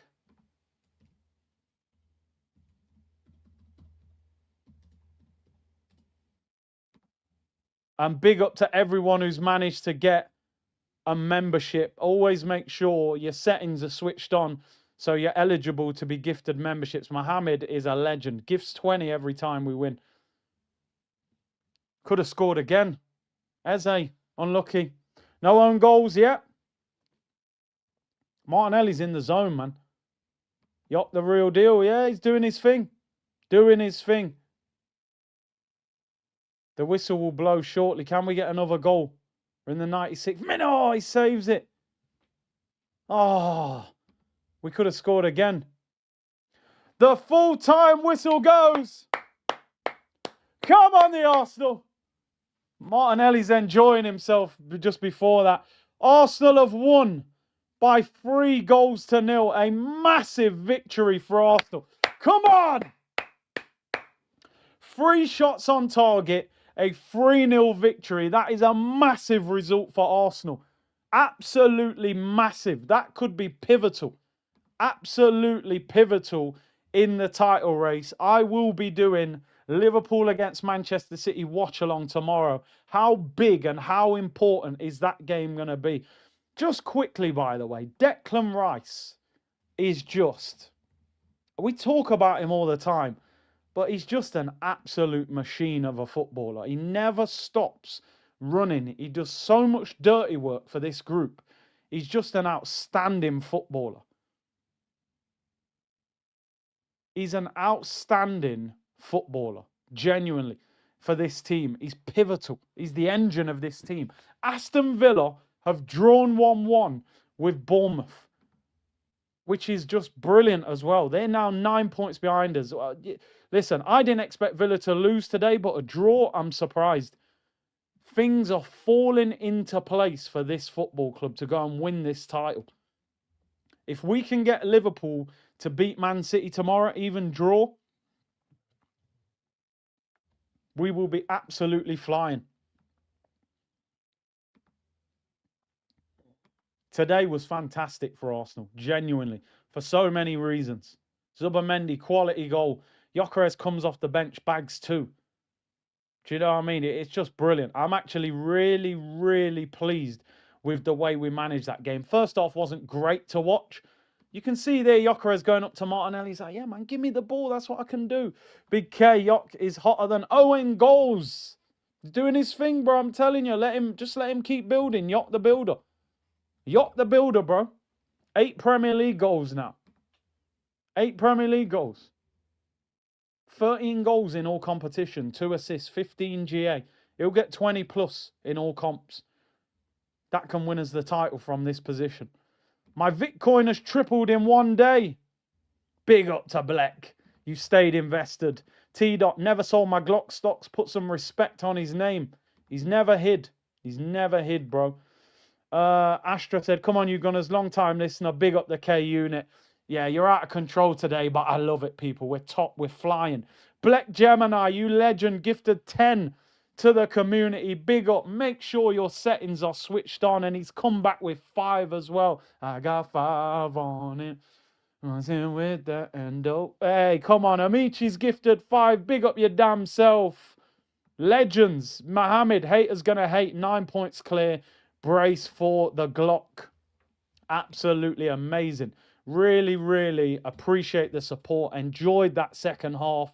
We got the job done. I think that goal from Zubimendi in the first half was pivotal just to give us that feeling that we're winning. You know what I mean? It took a bit of pressure off for half time.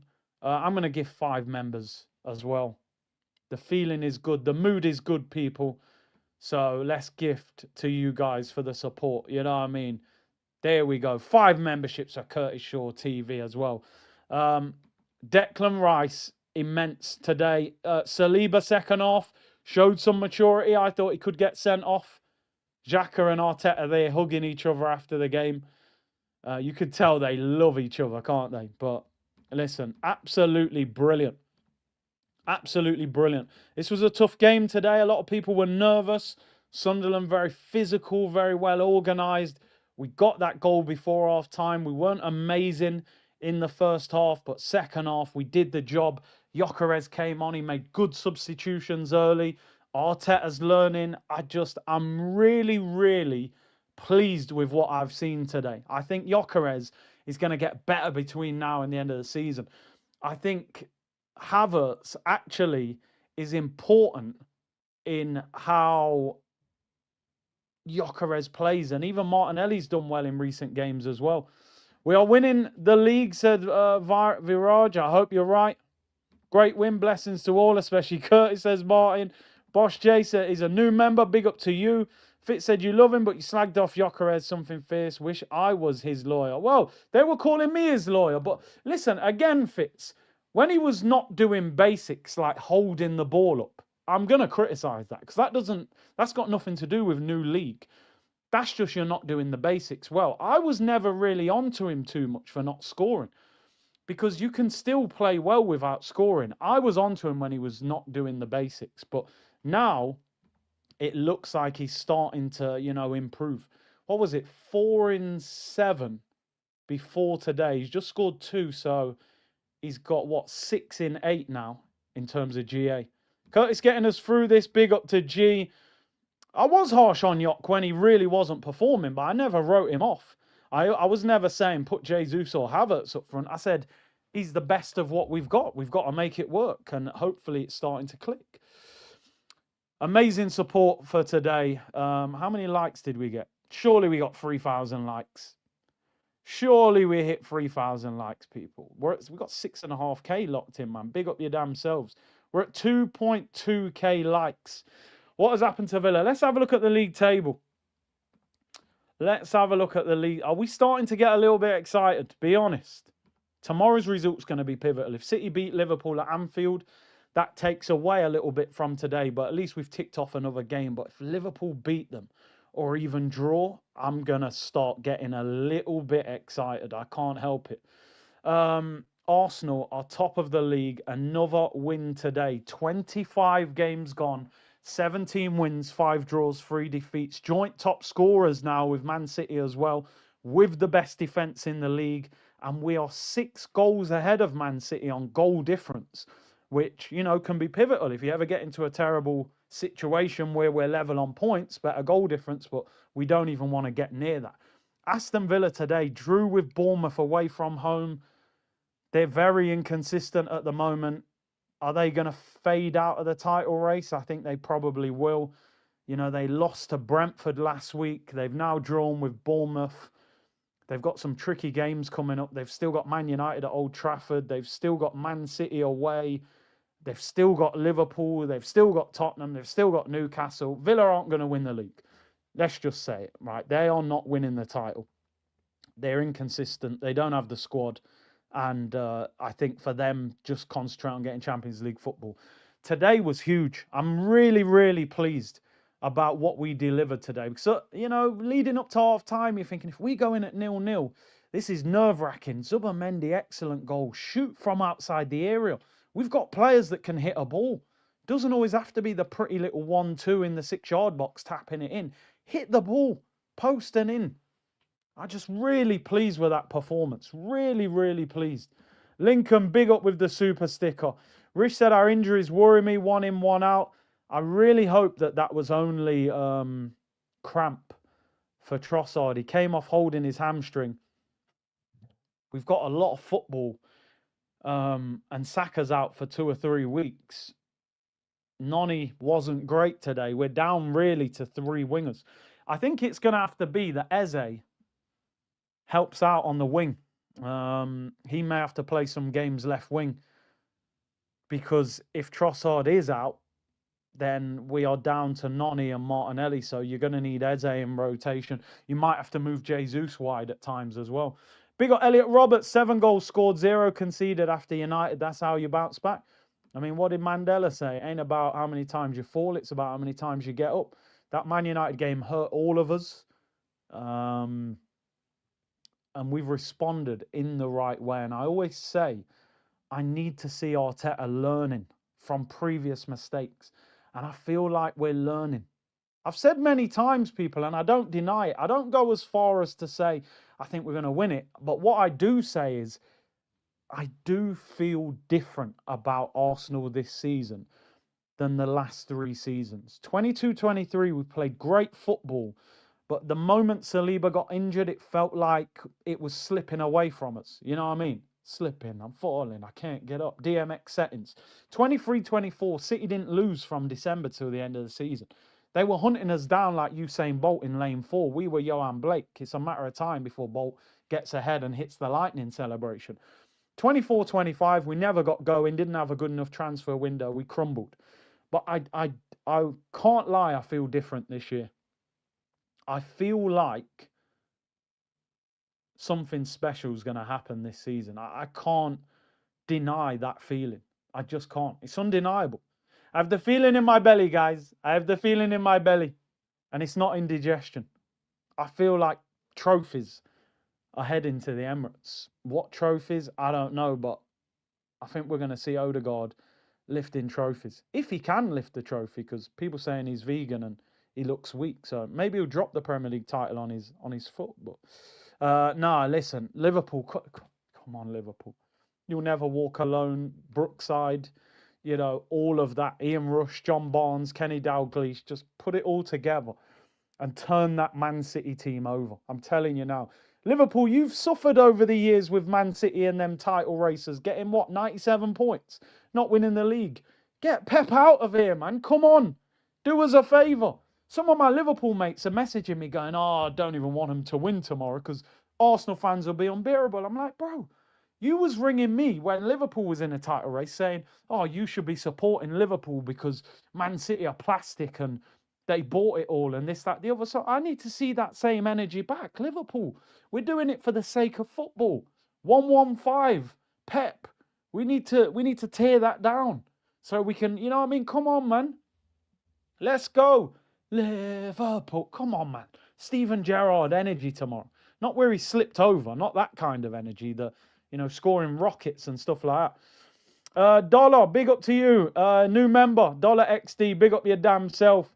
Luca says, big up for the membership. This is the year. It's got to be the year. It's got to be. I'm telling you now, it's got to be. Has to be the year. I said this weekend was pivotal, and I believe it's going to fall into place. All week I have said Liverpool are going to take points off City, whether they beat them or draw with them. Villa, I think they're out the title race now, 2-horse race. Liverpool, if they beat them tomorrow, I might say things that I've never said. I'm a bit excited, I can't lie. It's like waking up on Monday as a kid, thinking you've got school and then realising it's the first week of the 6 weeks holidays and you're like, oh my days, I don't have to go to school. I feel I've got that look, but it can all change. Haaland bags tomorrow, they beat Liverpool, I'm back to square one. But I'm so happy that we won. I'm so happy Gyökeres scored 2 goals. Louis said, is it May the 20th celebration parade, one hand on the Prem? The thing is, I wondered, like, if you're still in the Champions League, would they do the parade straight after the Prem, or would they delay it so that they can focus on the... I don't know. I hope we've got those problems. Ricky said, I can't deny that we look much better without Saka and Odegaard. Shows the depth of the squad. Let's go. We are Scousers tomorrow. You never walk alone.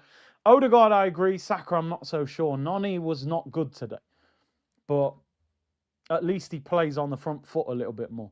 Lincoln said Havertz has unlocked the Glock. I think he's definitely helped. He's definitely helped. Odegaard struggles to get back in this team 100%. And that's not a bad thing. Don't let anyone fool you. Let me just put the tweet out.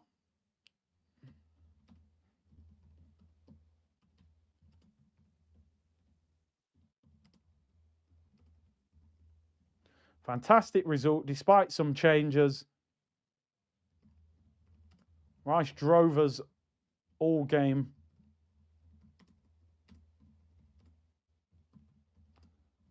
Great to see Gyökeres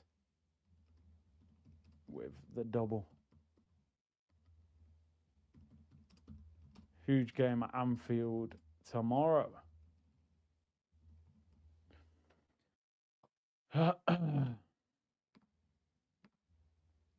Gyökeres has arrived, says James Bond. He's here, man, I'm telling you.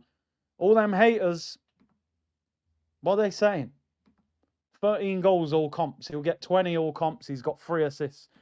You end the season with 20 all comps, 5 assists. You've had a good season. First season in a new league. Wait till next season.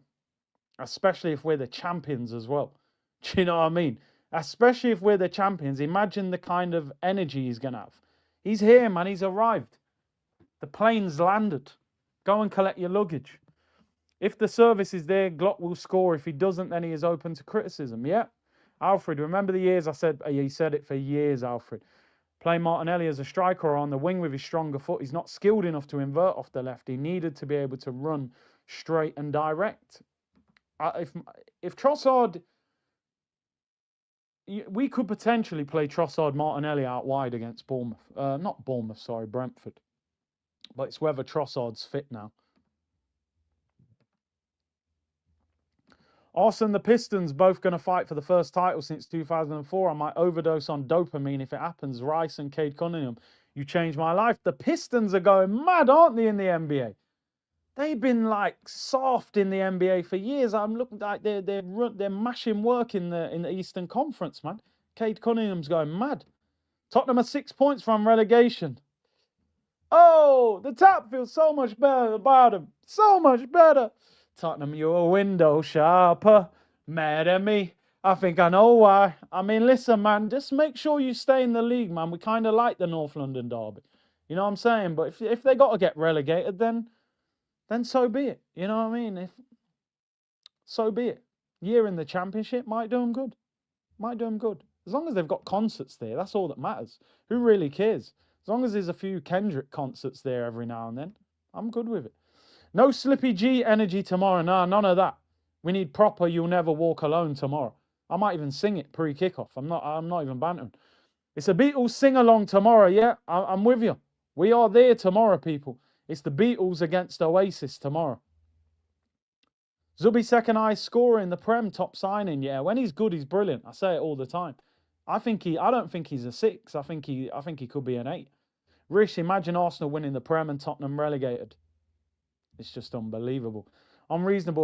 All Gyökeres needed was Saka and Odegaard out. I think they're the two biggest culprits for not giving him the ball. And that's not me saying that I don't want Saka in the team, because I do. But they're the two players that seem the most reluctant to pass to him. So maybe he needed a different feeling to the team. Still don't trust this manager. Wait until game week 30, said Tenno Guna. Younguna said, see, how big will this title be if we win it? If we win it. I mean, it will be, for me, and I obviously I can only go off my age, but it will be the same for every Arsenal fan. It will be the biggest moment of my Arsenal life as an adult. Because I was a young buck when we won the Invincibles. This one will probably mean the most of any trophy that I've ever seen Arsenal win.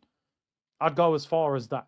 Because when you're young, you're a fan, but you're not as caught up in it. There's a lot of other things going on in your life. You know, we're talking about Arsenal every day, watching everything, you know, and to be able to take my kids to the parade if we win the title, those things will be unbelievable. It will just be phenomenal. It'll be phenomenal. I said this, you know, when Man City won the treble, I said, the day after they won the treble, I said, nobody cares about it. No one cares, because they don't have that same thing that we've got, that Man United have got, that Liverpool have got. It will mash up the whole of English football if we win the title. Everyone who isn't an Arsenal fan is going to have to, you're going to have to just grin and bear it, because we are going to be going crazy. We're going to take over the streets. You're going to go outside and we've wiped out half of the planet. It'll look like, what's the film, man, with Will Smith and the dog, where he's just walking out in the streets every day and no one's there. We're just going to run through cities, people, and just leave them flattened and then go somewhere. It's going to be mad. It's going to be crazy. Yeah, it'll be carnival. It'll be carnival. We're just going to... Yeah, I Am Legend. You know what I mean? You just go outside, go, how come there's just a dog and no trees and houses? Yeah, Arsenal fans just came through here, man, and just flattened everything. It's going to be... I'll be talking about that title for years. But don't get me wrong.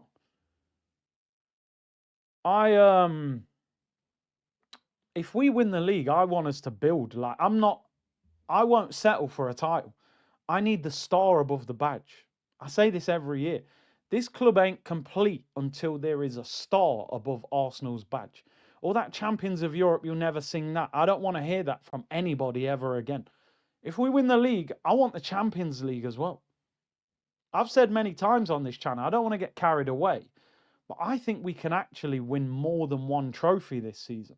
I don't know what trophies they will be, but I think we're capable of winning more than one.